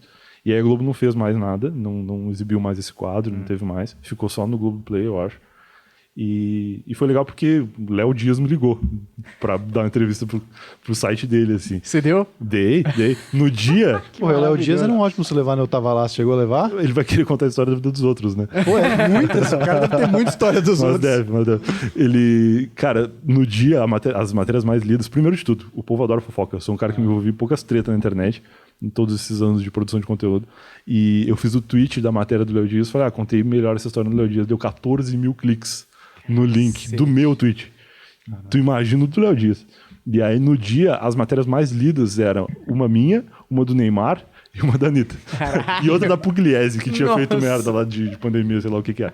E aí, cara, eu me senti o superstar naquele dia, assim, porque eu tava Influencer. do nível Anitta e influencer no geral. É tipo da coisa que você tem que tirar um print, né? É, pior que eu não porra, tirei, cara. Mas a Cara. matéria tá no ar lá ainda. Inclusive, recentemente, alguns meses atrás, criaram um artigo pra eu tava lá na Wikipedia e tá o link dessa matéria. Porque tem uma aba controvérsias, Ah, que é o lance do plágio e tal. Achei muito Não, foda. e não seria tão bom justamente por esse motivo. Ainda mais que é um quadro dentro do Esporte Espetacular que já é engessado, já Mas é... o meu medo era ficar muito famoso, né? Porque, a galera pode até achar que quis tirar dinheiro da Globo e tal. Não tinha nada disso. Eu só tenho medo que a Globo lance um quadro chamado Eu Estava Lá e daqui a pouco achem que eu que tô copiando. Não, e é isso. As e era pessoas bem são possível que assim. isso lógico. acontecesse. Na É. comédia Também. acontece muito isso. É, muito. Não, e assim, justiça, né? Justiça, porra. É o bagulho que você fez, exatamente do jeito que você fez. Mas Tanto não é justo. Não deu nada, assim. Eles só pararam de fazer e ficou por isso mesmo. Deu tudo Mas sabe o que certo. eu acho louco, assim? A Globo falar, mano, vamos fazer, ele nem vai perceber. É, Ninguém muita assiste arrogância, Globo. velho. Mas Ninguém vê depois, no dia disso aí, muitas pessoas me procuraram. Teve um cara que falou que queria me ligar. Um cara do Twitter, assim. Aí eu achei meio estranho, né? Eu falei, liga aí. Aí ele me ligou pra contar que a Globo tinha plagiado um livro dele. A Globo fez uma novela com a história do livro do cara. E aí ele não podia falar isso por escrito, porque eles deu um processo lá, a Globo pagou ele, e aí ele só podia falar isso por telefone. Não podia Caramba, mano. ter um e-mail, por exemplo. O ponto da Globo é, ninguém vai me enfrentar, sacou? Ninguém... E se enfrentar, eu pago e É. pronto. Entendeu? E sigo a ideia. É que eu acho que como era um quadro dentro de um programa que é domingo de manhã, eles falaram, tira esse programa do ar aí, azar. Não vamos entrar nessa briga. Mas foi muito chato, cara. O estagiário que fez a cópia deve ter até rodado. Não, mas vai Quem se foi esse fuder. imbecil que copiou exatamente igual? É. Porra, faz que história é essa? Dá uma... o negócio. Que história é essa, careca do Esporte Espetacular? Pô, mas legal ser Mas- copiado pelo Porchat. Porchat é um puta cara foda, mano. Ele é foda, Pô, é mano, foda. se ele Tanto que pegou eu uma ideia- quis convidar ele pra eu tava lá. Eu falei, vamos chamar ele aí a gente... Eu até falo sobre isso com ele e tal, mas ele nunca respondeu. Eu mostro pra você como é que faz o bagulho. Não, porque ia ser legal, aí já fala, e aí quando a galera vê falar, o Porchat tá te copiando, eu falo, não, ele inclusive falou disso no podcast e tal. Porque quando eu tava lá começou, eu usei muito como referência um programa português que chama Conta-me Tudo. O Conta-me Tudo é feito em teatro, lá no Porto, eu acho em Lisboa, nos dois. E é tipo uma parada de stand-up, assim. É um humorista stand-up de lá que sobe no palco, faz o stand-up dele e depois leva convidados da plateia pra contarem histórias. Você lembra quem é o 10 humorista? minutos. Cara, chama David Cristina. É um humorista português, de stand-up. E ele... Eu não sei de onde ele é, de Lisboa do Porto, e também não sei pronunciar o nome dele, que é como pronunciar o português. É, alguma coisa meio David e Cristina. Tipo isso, alguma perfeito. coisa- perfeito. E aí... fazer essa voz, Eu né? fiz português. Estudei português. Estudei português. E aí é bem legal, assim. E eu lembro que eu ouvia muito jogando FIFA. Eu era viciadaço em FIFA uma época. E eu jogava Weekend League, que é uma parada que tem que jogar 40 jogos no final de semana. Caralho, bicho. E aí, como eu sou um pouco empolgado com as coisas, eu não jogava 40 jogos no final de semana. Eu jogava 40 jogos na sexta-feira à noite. Caralho. E aí eu jogava ouvindo podcast. E eu descobri esse aí, porque eu já tinha ouvido todos os podcasts que eu conhecia. Eu falei, vou ouvir os portugueses que deve ser legal. E aí descobri o Conta-me Tudo, que é uma parada que é meio limitada porque é de espetáculo, né? Então tem temporadas E aí ele separa esses 3 convidados que subiram no palco para contar em 3 episódios de 10 minutos, cada um com um convidado. Tá. E aí ele grava a cabeça do episódio, coloca o convidado e grava o encerramento. E é muito foda. Só que todos os convidados, ou quase todos, são ou humoristas portugueses ou pessoas convidadas da mídia, assim, da TV e tal, que vão lá para contar. Acho que um ou outro é da plateia mesmo, mas suponho que haja uma pré-seleção assim também, ou quando é ruim eles só não botam no podcast e fica no palco, entendeu? Mas é bem foda. E aí eu fiz muito inspirado nesse. Mas aqui no Brasil já existiu o GugaCast. O GugaCast, que é um podcast do Guga Mafra, que faz uma parada parecida, que é sobre histórias da vida das pessoas. Mas ele lê, né? E-mail. Mas ele lê, exatamente. As pessoas mandam histórias pra ele por e-mail e ele avisa, tipo, ó, semana que vem o episódio vai ser sobre histórias de férias. E aí as pessoas mandam e-mails contando histórias de férias e ele lê esses e-mails no programa. Mas quando eu fiz o primeiro, eu tava lá, acho, com o Maurício, eu falei, pô, mas aqui no Brasil acho que não tem ninguém fazendo, assim, sobre histórias da vida de pessoas diferentes. E aí uma galera vem em cima de mim e fala, pô, mas tem o GugaCast e tal. E eu já até conheci o Guga. Já tinha participado do GugaCast, inclusive. Porque de vez em quando vai convidado lá pra contar a história. E aí eu falei, pô, vou chamar o Guga então. Aí chamei o Guga nos primeiros episódios, eu tava lá. E aí a gente conversou sobre isso. Ele falou, mas também não fui eu que inventei esse formato e tal. E aí tá tudo certo, cara. Os formatos são adaptáveis para várias maneiras, né? E eu não acho que o que o Porchat fez foi de fato uma cópia do Eu Tava Lá. Mas é que é muito parecido e convidar as mesmas pessoas é sacanagem. Eu acho que até aí tá tudo bem, entendeu? Tipo, parecido, beleza. Na TV, na comunicação, a gente se reinventa, coloca roupagens diferentes. Mas aí o negócio do, todo convidado, aí você chega e fala, não tem limite, né? E é até ofensivo com os convidados que eles não chamam, porque então o cara ouviu e achou ruim. Esse episódio, o Brian não tá... Não gostei dele. É foda. E aí eu falo isso nos podcasts às vezes, e meus convidados que não foram convidados pro Porchat falam, não contei a história tão bem, então. Tô esperando. Tô esperando até hoje. Chegou o iFood aqui, a gente não queria interromper o fluxo da conversa, mas chegou aqui o iFood. Cara, eu fiquei impressionado que vocês pediram de verdade. Sempre que eu vejo podcast que alguém pede o iFood, eu achava que era mentira. Falava, já tá o Liminha ali com o negócio separado. O Liminha é o Deco. Isso é pra provar a eficiência do iFood. Olha que serviço maravilhoso. E chegou muito antes. Aqui a gente tá enrolando pra pegar. Chegou naquela hora que eu tô com o interfone. O interfone é alto, o pessoal ouve no episódio. Muito obrigado, cara. Eu pedi aí, eu espero que todos gostem. Vendo, a propaganda melhor do iFood é o iFood só ser. Ele só existe e aí funciona, entendeu? Não precisa ficar mentindo aqui, nada disso. QR Code tá na tela. Se você ainda não tem iFood, não vacila. Baixa seu iFood. É cupom Planeta20 para R$20 de desconto no primeiro pedido, tá certo? A gente vai continuar esse papo que... Caralho, eu fiquei muito impressionado aqui com várias informações que você deu. Primeiro, cara, o seu fim de semana é extremamente animado. Né? Sexta-feira à noite o cara matava... Quantos... Jogos? 40 jogos. Caralho, você deve jogar pra cacete, jogar FIFA. Né? Não, eu parei porque eu era doente. Eu tava viciado, botando todo o meu dinheiro naquele jogo. Heroína, né? Ainda bem que você não usa drogas, né? Nunca usou. Ainda bem, cara. Porque pela sua intensidade das coisas, Como que alguém fala, eu zerei todos os podcasts, vamos começar a ouvir uns portugueses, tá ligado? Tipo, por isso que você chegou a saber que a gente existia, entendeu? Zerou todos mesmo. Língua portuguesa eu conheço todos. Caraca, que louco isso, mano. Então, mano, por isso tem referência pra caralho, assim.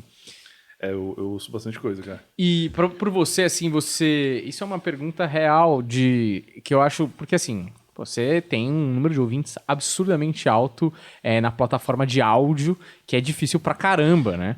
Só uma observação rápida. Claro.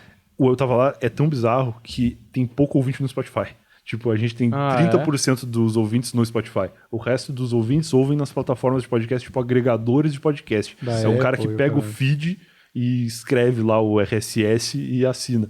Ou que ouve no site do Eu Tava Lá.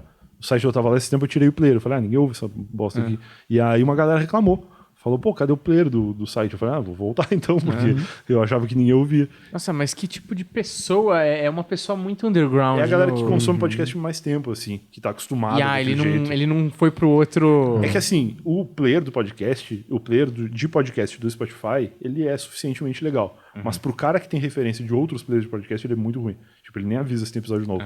Entendi. Então a galera não migrou ainda. Eu acho que o podcast demorou pra bombar também por causa disso, assim. Porque era difícil de ouvir.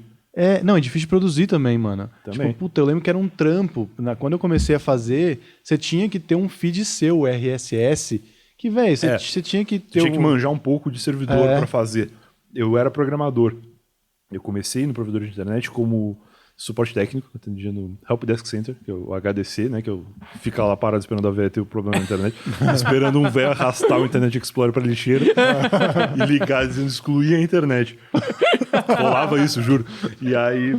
Excluir a internet, maravilhoso. E aí era esse meu trabalho, assim, ficava atendendo. E aí eu falei, vou aprender umas paradas pra ser promovido aqui para outros setores e tal. Eu comecei a estudar programação, fazer várias coisas.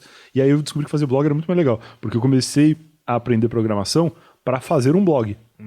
E aí eu descobri que existia um negócio chamado WordPress, que é um bagulho que já está programado, eu só tenho que instalar no teu servidor. Mas ainda assim tu tem que ter uma noção de servidor para fazer instalação, tem que criar banco de dados, tem que fazer várias coisas. E aí eu fui mais para esse lado de produção de conteúdo, porque o que eu queria programar já existia. E aí eu fui fazer o blog. E aí continuei mexendo com programação, depois fui trabalhar no setor de rede lá, que era uma parada mais complexa, assim, de fazer as paradas funcionarem mesmo, mais do que ajudar só as pessoas. E aí fui continuando mais nerd nesse assunto, assim. Mas fazer um podcast nessa época, tu tinha que saber essas coisas. E a barreira de entrada era alta por isso. Mas pior de tudo é que a barreira de entrada era alta para o ouvinte. Porque tanto que os grandes podcasts do Brasil, na época, eram os podcasts de tecnologia. Porque quem ouvia era o cara de tecnologia. Só ele sabia ouvir. Os outros caras não sabiam baixar um arquivo .zip, extrair esse arquivo, colocar no MP3 player pra ouvir no ônibus. O cara nem chegava lá. Nem. Exato. Entendeu? Eu não sou um cara super high-tech. Tipo, mano, eu nem sabia que existia. E se eu soubesse, eu não saberia chegar lá, entendeu? Sim. Não, e era desconfortável. Tipo, até nem eu vi no site, me surpreende muito. Porque a galera tinha que ficar com o computador aberto lá e estar no ambiente. Eu sempre, tipo, na época que eu ouvia, eu baixava, colocava num pendrive pra ouvir no carro, sei lá. Mas assim, as pessoas ouvem a maior parte dessas produções eu vi, eu acho que, não sei se foi 99 Vidas ou Rapadura, que fala, não, a maioria é no site ainda. 99 Vidas também é. Eu gravei com o Evandro, gravei com outras pessoas de podcast das antigas, assim, e os caras falam isso também, que os ouvintes deles ainda, tipo, 50% é do site. É louco demais, cara. O Petri falou. Que tem uma Petri galera também. que... O Petri tem há 10 Sim, anos ele faz também. podcast há um tempão também. Que, tipo, a galera que baixava... Eu nem sei qual que era o trampo que tinha pra baixar o podcast dele, mas eu sei que ele me contando... Eram, tipo, horas pra baixar o podcast do cara. Claro. E o cara ouve até hoje, porque hoje é mó fácil, tá ligado? Hoje é fácil, claro. Então o cara é um fanático, porque se ele tinha todo aquele trampo pra ouvir o entretenimento... Numa época que, querendo ou não, 10 anos atrás, o YouTube meio que já existia, a TV já existia e tal. Sim. O cara tem todo esse trampo pra ouvir. Mano, esse cara é fanático, tá ligado? Esse cara, ele te dá R$15 ali no mês pra participar de um negócio. Eu tava lá, tem os modelos de assinatura, e tem uma galera que assina que nem consome, assim, porque eu produzo conteúdo exclusivo pra essas pessoas. Hoje em dia a gente coloca na plataforma da Hotmart, lá que é o Sparkle, mas a gente colocou em grupo de Facebook, já colocou em vários lugares. E eu sei que tem muita gente que assina e que deixa no cartão lá só pra ajudar, assim, porque eu tava lá, o principal é gratuito. Então, vou pagar pelo conteúdo exclusivo, mas na real eu tô pagando pra ouvir as paradas que eu já ouço de graça, assim, só pra ajudar a continuar existindo. E isso foi muito louco quando eu saí do Não Salvo, porque o Não Salvo foi uma treta, assim, a saída, a gente foi demitido, assim, do dia pra noite, ninguém sabia nada. Ninguém entendeu, assim, eu lembro que eu ouvia e um dia eu achei que era zoeira. O Luigi participou de alguns podcasts e o Luigi contou um lance que eu nunca tinha parado pra refletir. Uma semana antes do Não Vou Acabar, a gente tinha feito, tipo, o melhor episódio de todos os tempos, assim. Foi uma parada que tava muito bombada, tava tudo dando muito certo, ninguém imaginava que ia acabar, nem a gente. E aí a gente foi demitido. E aí, quando a galera sacou que a gente não tava mais no podcast, eles foram atrás de mandar DM, pô, como é que eu posso te ajudar aí? Tu tá desempregado agora, como é que vai ser e tal? E aí eu lembro que o PicPay, eu tava lá na época, subiu absurdo, assim. Tipo, eu tinha o PicPay do Eu Tava Lá, que só sustentava Eu Tava Lá, pagava servidor, eu acho que na época eu nem tinha editor ainda, se eu tinha, pagava mínima edição, e no mês que eu fui demitido do Não Salvo, o meu PicPay foi, tipo, mais do que o salário que eu recebia lá. Eu fiquei, tipo, eu tive um aumento, eu fui demitido na rádio de um aumento. Né? E aí esse negócio me salvou, cara, porque eu fiquei um ano na merda e meio que sobrevivendo disso, assim. E aí depois as coisas começaram a dar certo, Eu Tava Lá cresceu e desde então eu vivo dessa produção de conteúdo. Mas foi um susto, assim, quando eu saí do Não Salvo, porque ninguém esperava. Mano, tudo bem falar sobre isso? Tudo. Claro. Porque realmente, eu ouvia e eu lembro, do episódio foi da luta de animal lá, não era isso? Que eu não sei, eu acho... Pancadaria Selvagem. Cara, era muito bom, porque eles faziam de um jeito como se fosse tudo real. Então, tipo, você, mano, até parece que tem um bagulho desse. Só que A gente entrava numa mentira Cara, e a que você gente fala, não mano, se desmentia. pá, tem. O Pancadaria Selvagem ele é baseado no Luigi falando que existia um programa. Existia um programa no Discovery que era os caras saindo num soco com um animal. É isso. Mas tu vai pra floresta. Mas isso é a premissa do programa. A premissa. Não, a Ou ideia. ele falou isso uma coisa... Não, ele existe. falou isso zoando. Esse programa não existe. Ah, tá. Esse programa não existe. O Luigi chegou e falou: não, tem um programa do Discovery que eu tava vendo esses dias aí. Que os caras saem no soco com o animal. Tipo, tu entra na floresta e aí tu vê um bicho e tu sai dando soco nele. E é isso. E aí tu tem que lutar com o bicho e tal. E aí tem os caras que lutam com salmão, umas paradas assim. Tanto que a capa desse episódio foi eu que fiz. E era um cara, tipo, lutando um Kung Fu, chutando assim, e um salmão no pé dele. Era tipo o cara chutando um salmão. Tipo, é um bagulho absurdo. Só que em momento algum a gente questionava, pô, será que tem mesmo? Não, a gente falava, não, já vi também. E aí teve um que o cara lutou com o tamanduá. Umas paradas assim. Muito bom. Quem tava ouvindo não sabia. Eu acho que Não, muito sabia, da já galera depois. que é ouvinte sacava, mas muita gente deve ouvir achando que é mesmo. Entendi. É Não, porque, porque de tipo repente assim- era a premissa, tipo, sempre vai ser uma mentira. Não, porque assim, ele começava falando isso, eles falavam, mano, que absurdo. Só que enquanto eles iam construindo esse absurdo, tinha alguns momentos que você ainda até falava assim, pô, talvez não pode seja ser. tão absurdo, mas talvez exista mesmo. Talvez algo exista alguma coisa que deu a perto ideia disso. pra ele. Não, Exato. mas era louco, assim. Cara, a gente inventava umas mentiras às vezes e seguia, assim, pra sempre. Tem umas mentiras que a gente nunca desmentiu, assim. Que ficou pra sempre, que se pá, a gente até acredita hoje, de tanto que a gente falou. Mas episódio tinha do um programa maconheiro, do mano. Discovery. Pancadaria Selvagem? Não era isso, exatamente. Você Ah, fala, lá, Deus, tá vendo? não vai Como, existir. tá vendo como você, uma hora você compra a ideia? Mas tinha um programa que eu não sei se é do Discovery, mas eu sei que tinha, que era um programa, e óbvio, tinham vários, que eles simulavam animais que nunca se enfrentariam, quem iria ganhar. Exato. Então, tipo, Entendi, era entre animais. tubarão versus Ah, é mais um tranquilo. tigre, É sei rinha lá. rinha de bicho robótico. E tem um vídeo muito exato. famoso, tem um vídeo muito famoso de um cara que dá um soco na cara de um canguru. Que o Tem, canguru tá canguru judiando dá um um pau cachorro. nele. Não tem isso? Não, o canguru, velho. Ah, não, que o canguru tá enforcando o cachorro, o canguru sai Isso. fora. O Tá. canguru, tipo, olha pra ele e fala, então tá bom, cuzão. Não, mas essa daí o canguru Sai ficou fora. chocado, claramente. Assim. Tipo, o canguru não tava preparado pra tomar um soco. Socão na O canguru cara. ficou, caralho, não pode isso, eu sou um animal, como é que você vai bater? Isso é muito foda, isso é muito O corajoso. canguru, se tu olha a cara do canguru, é exatamente o que ele tá falando. Pô, cara, tu não pode bater em mim, eu sou um bicho. Você já jogou Shadow of ser humano. Colossus?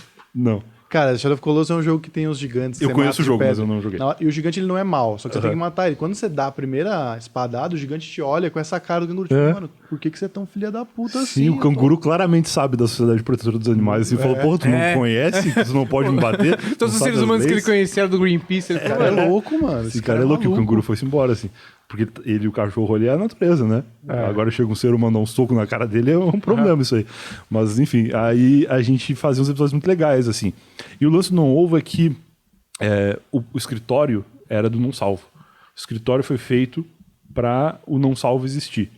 E todas as pessoas que estavam lá para o Não Salvo existir. Ninguém foi contratado para fazer o Não Ovo.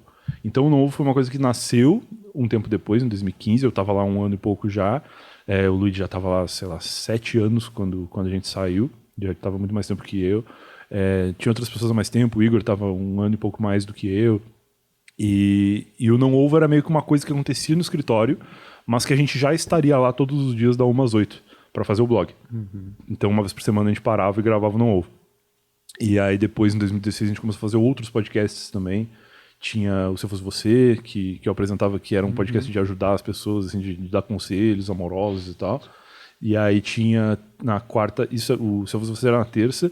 Na quarta tinha o Bicuda, que era um podcast de esporte, que só falava de futebol, como todos os podcasts, todas as coisas de esporte do Brasil.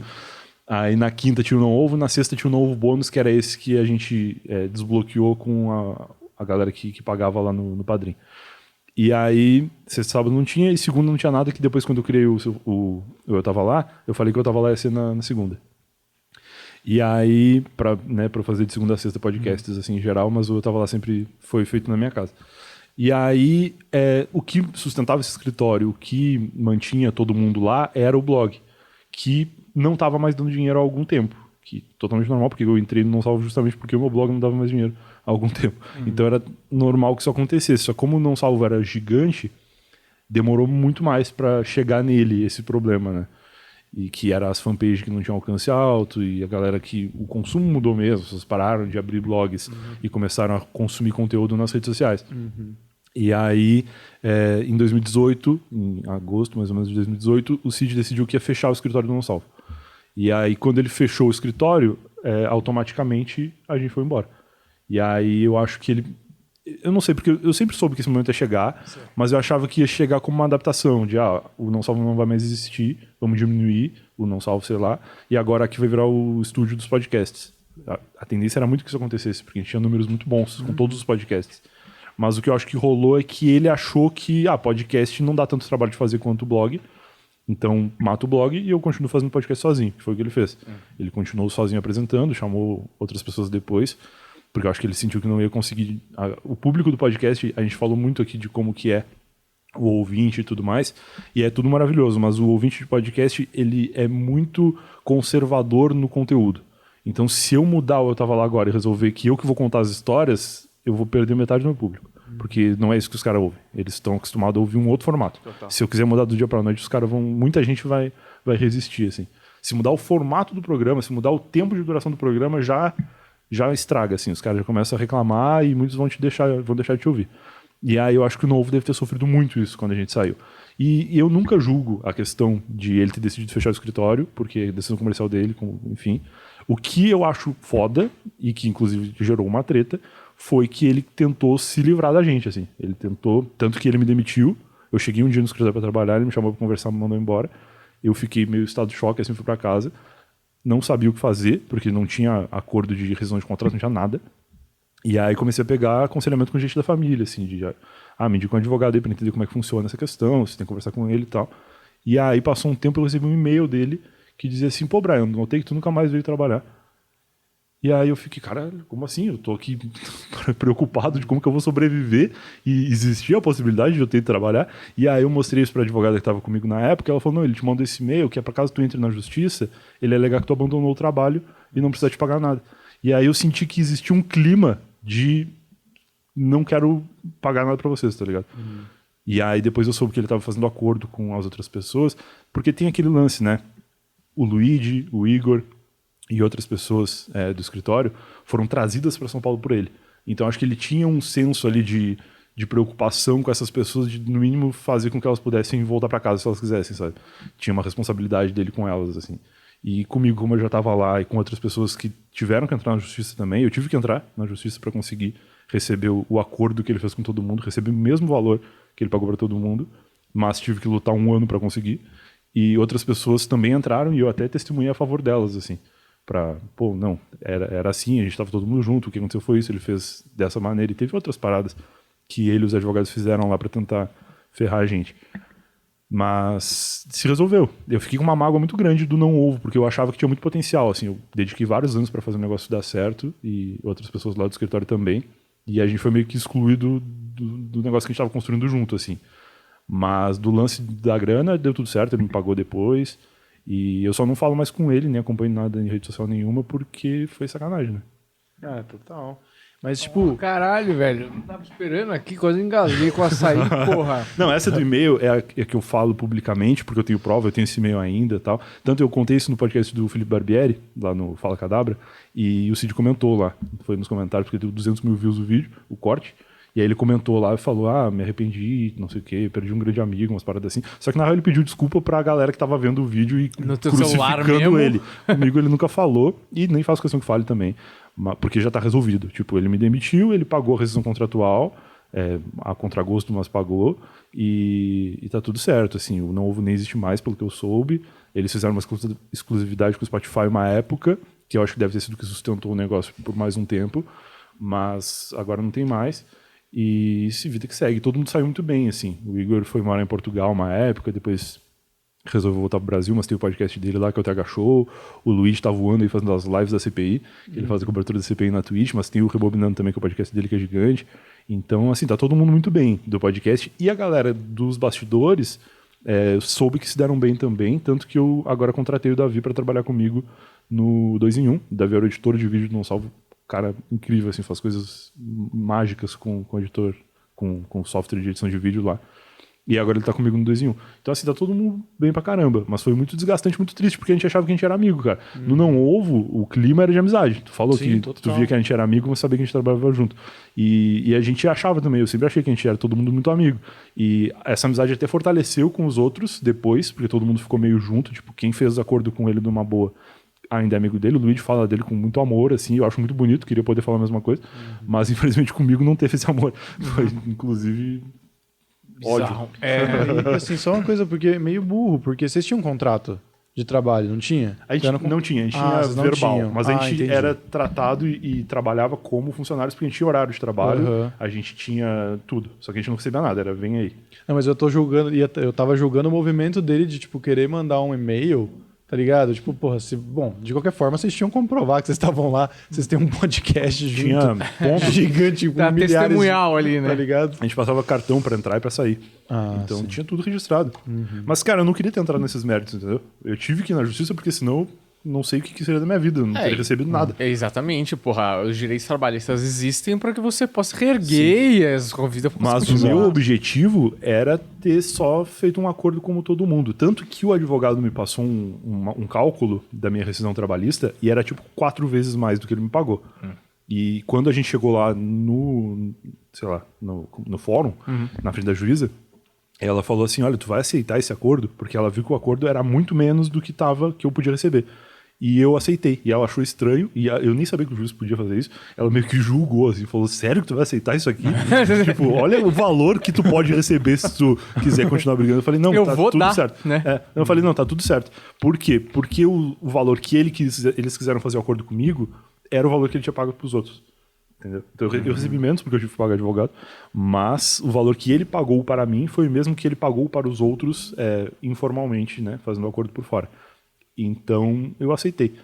Que eu acho que foi justo. Mas eu podia ter, se fosse minha intenção, brigar por agora eu vou te ferrar, eu teria ganho muito mais dinheiro. E eu não falei disso por muitos anos, por uns 3 anos, porque o novo acabou em 2008 e eu fui falar disso a primeira vez esse ano, porque eu sempre tive muito medo de a galera achar que eu tô querendo me promover em cima de uma treta com um cara que é muito maior do que eu, sabe? Porque o cara é muito mais famoso, existe há muito mais tempo, tem muito mais coisas na internet. E eu ia parecer aquele cara, sabe quando tem briga de influenciador? Que tu vê que claramente o cara que tá xingando o outro é porque ele quer sair do Léo Dias, sabe? Tipo, o cara que briga com o Whindersson, o cara tem 15 mil seguidores e tá brigando com o Whindersson. Por que será que esse cara tá brigando Xingando com o cara, né? Mas é que eu acho que a sua postura é muito clara, assim. Você parece...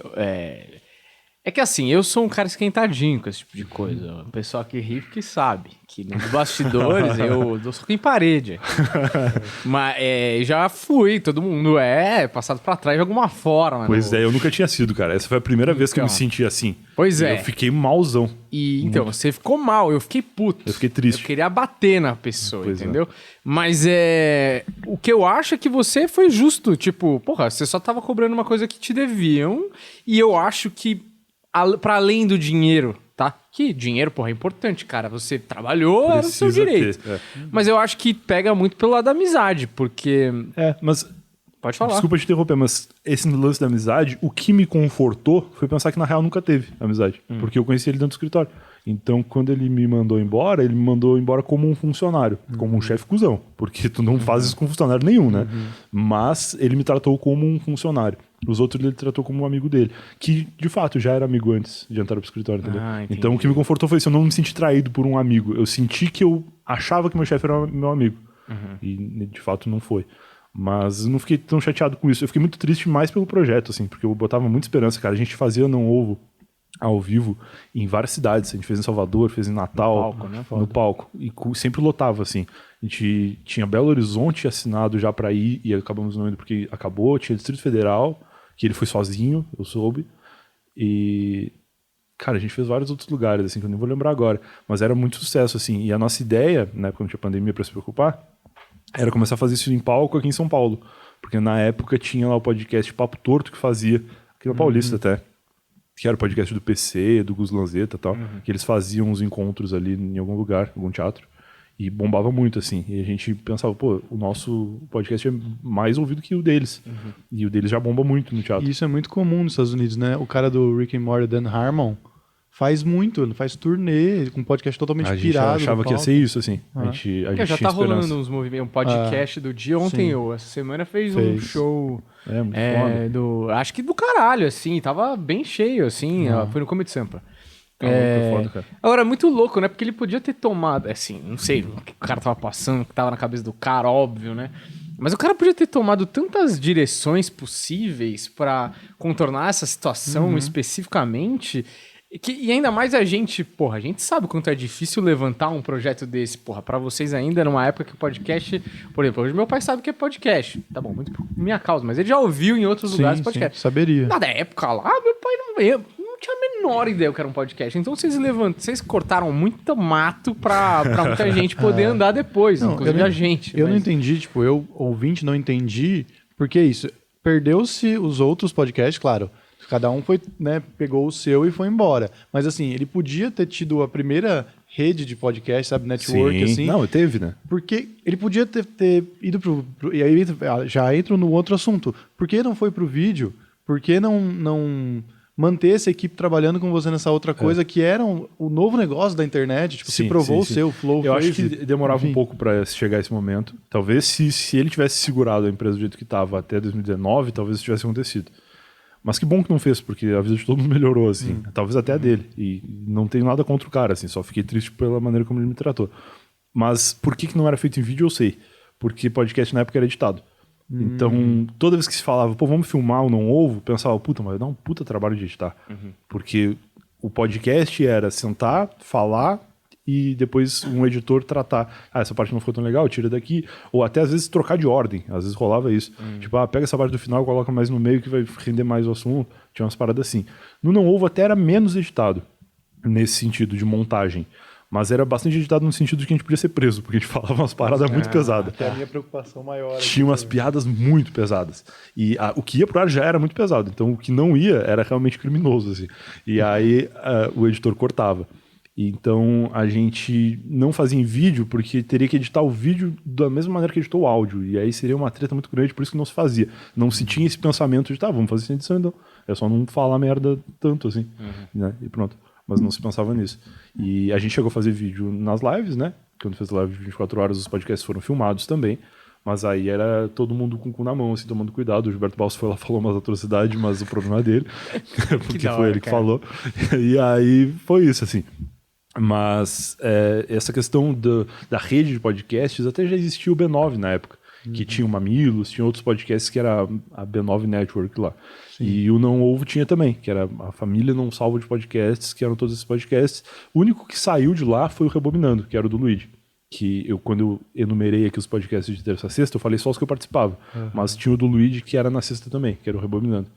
E aí, quando acabou e todo mundo saiu, o Luigi era muito amigo dele e falou, cara, beleza, mas vou levar o Rebobinando comigo, porque era só o Luigi que apresentava, era tudo muito dependente dele. Mudou a estrutura, tu vê a qualidade do Rebobinando, que era do Não Salvo, para a qualidade do Rebobinando seguinte, que foi na casa do Luigi, a qualidade caiu muito, assim, porque ele foi meio que aprender a fazer podcast de novo em casa. Depois melhorou, ele conseguiu investir, e hoje o podcast está aí melhor do que nunca. Mas para todo mundo foi um baque, assim. E eu acredito até que em ouvintes pro Rebobinando também, por causa daquilo que eu falei, que a galera acostumada com o formato, acostumada com tudo, teve que mudar ali na marra, né? Mas era muito diferente o mercado na época. Então acho que ele não teve essa visão de que podcast vai ser o futuro, coisa que eu tinha, mas eu estava errado, porque a minha visão do futuro dos podcasts era de podcast áudio, eu não imaginava o vídeo. Ninguém imaginava. Agora se fala muito desse boom de podcasts, e o que vai ser do futuro e tal, eu posso dizer que esse é o terceiro boom de podcast que eu estou vivendo. Teve um lá por 2010, 2011, que era os podcasts de tecnologia e de cultura pop, que era todo mundo imitando o Nerdcast. Teve um outro boom em 2016, que era meio que por conta do Não Ovo, que popularizou muito o podcast. E aí, se não foi por conta do Novo, o Novo participou muito forte disso, que foi 2016, 2017, que a Folha de São Paulo criou podcast, que o William Bonner começou a falar de podcast no Jornal Nacional, a Globo começou a criar os podcasts. Acho que em 2016 ainda nasceu o podcast do Zorra, que era o podcast dos roteiristas do Zorra, falando sobre humor, entrevistando pessoas e tal. Até eu fui lá no Rio participar desse podcast, e depois outros podcasts da Globo surgiram. Então esse foi o segundo boom de podcast que eu vi, assim. E agora esse mais recente, de 2020, que é de filmar podcast, que é uma parada que eu nunca tinha imaginado, assim, e que tá dando muito certo, tanto que até eu acho que desvinculou de podcast já. Já virou conteúdo no YouTube. Outra modalidade. Se tu não postar o áudio em podcast, ninguém vai se importar, eu acho. Porque o grande público parece estar no vídeo, e aí eu acho que já é outra parada, assim, que tem até uma barreira de entrada muito maior do que os podcasts originais, assim. no sentido de que agora tu já não precisaria mais ter o conhecimento técnico para fazer um podcast de áudio, mas ninguém mais vai fazer só podcast de áudio. Os caras vão querer filmar. E aí pra filmar tu tem que ter uma sala, tu tem que ter câmera e é tudo caro pra cacete, ou tu vai fazer muito pior do que todo mundo. Então pra fazer pior que todo mundo, acho que é melhor não começar ainda, né? Espera, tenta fazer de uma forma melhor. E se for pra fazer igual todo mundo, o risco é muito alto. Porque tu tem uma grande possibilidade de botar dinheiro fora e não conseguir recuperar esse dinheiro de volta, né? Nem me fala. Uma coisa que eu achei muito interessante que você falou, que é uma coisa que eu sempre penso, do cara, da cultura do cara que ouve podcast. Você falou, porque quando você muda um pouco o formato pra lá ou pra cá, o pessoal chia, né? O pessoal reclama, o pessoal fica meio incomodado. Que eu acho que tem isso também um pouco na galera que ouve rádio. Total.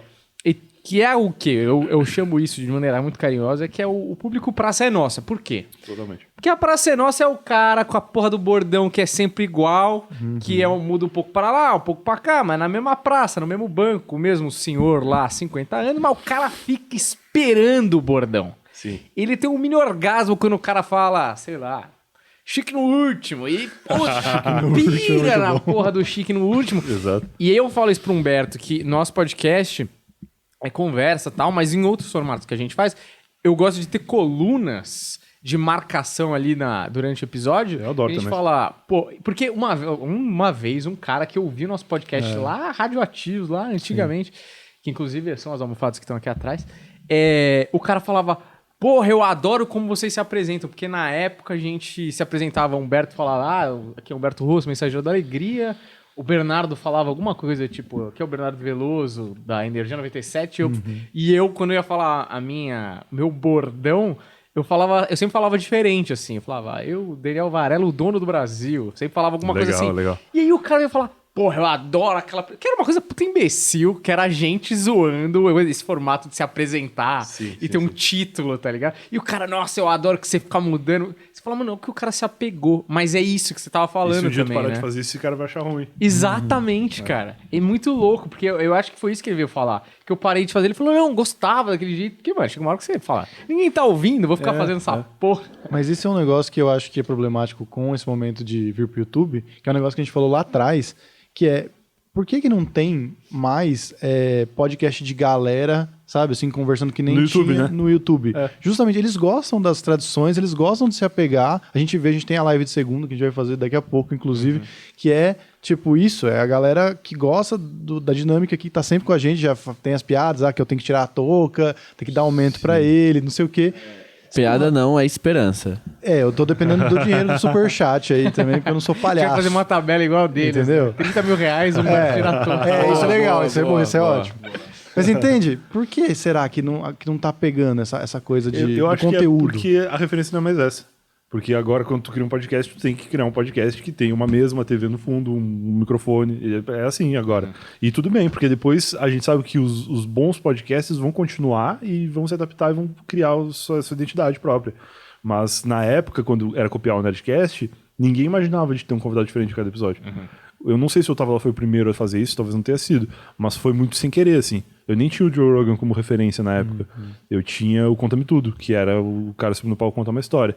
E aí eu queria fazer diferente, porque eu ouvia o Conta-me Tudo jogando FIFA, e o cara tava contando uma história que tava muito bem, só que ele às vezes passava por um detalhe que eu falava, porra, eu quero saber mais desse detalhe aqui, não tinha ninguém com ele conversando.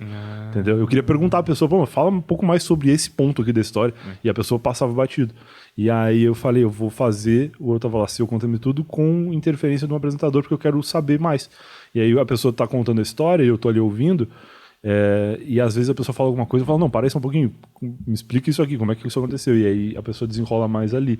E pro convidado é bom, porque como os meus convidados nem todos são pessoas que têm, de fato, a habilidade de contar histórias, contar numa conversa é mais fácil. E pra mim é ótimo também, porque eu realmente gosto de ouvir. Então se não tivesse ninguém mais ouvindo Eu Tava Lá comigo, eu tava feliz já, assim, porque eu me divirto bastante fazendo. E é isso, cara, eu tava na hora há 3 anos e vai virar um livro agora. Que a gente tava falando sobre formato e tal. Quando eu vi que o movimento era podcast em vídeo, eu pensei, eu tenho que criar outro podcast, porque Eu Tava Lá em vídeo não vai ser igual. Primeiro porque eu preciso que Eu Tava Lá seja possível de gravar com um cara que tá em Natal, e eu não vou trazer esse cara aqui em São Paulo pra gravar, nem vou ir lá. Adoraria ir lá, inclusive, porque deve estar bem calor lá e gostoso, como sempre é em Natal. Mas não posso ter essa barreira, sabe? Eu quero poder ligar pra qualquer pessoa. Gravei com um cara no Japão esses tempos aí, foi maravilhoso. Acordei 9 horas da manhã, odiei, mas o cara tava tranquilo lá, 9 horas da noite na casa dele, contando a história. Foi muito legal. Só uma coisa, o livro vai ser sobre as histórias da galera? É isso? Então, eu vou chegar tá nisso. Bom, Desculpa. Ansiedade. Voltar. Mas é que, qual que é a ideia?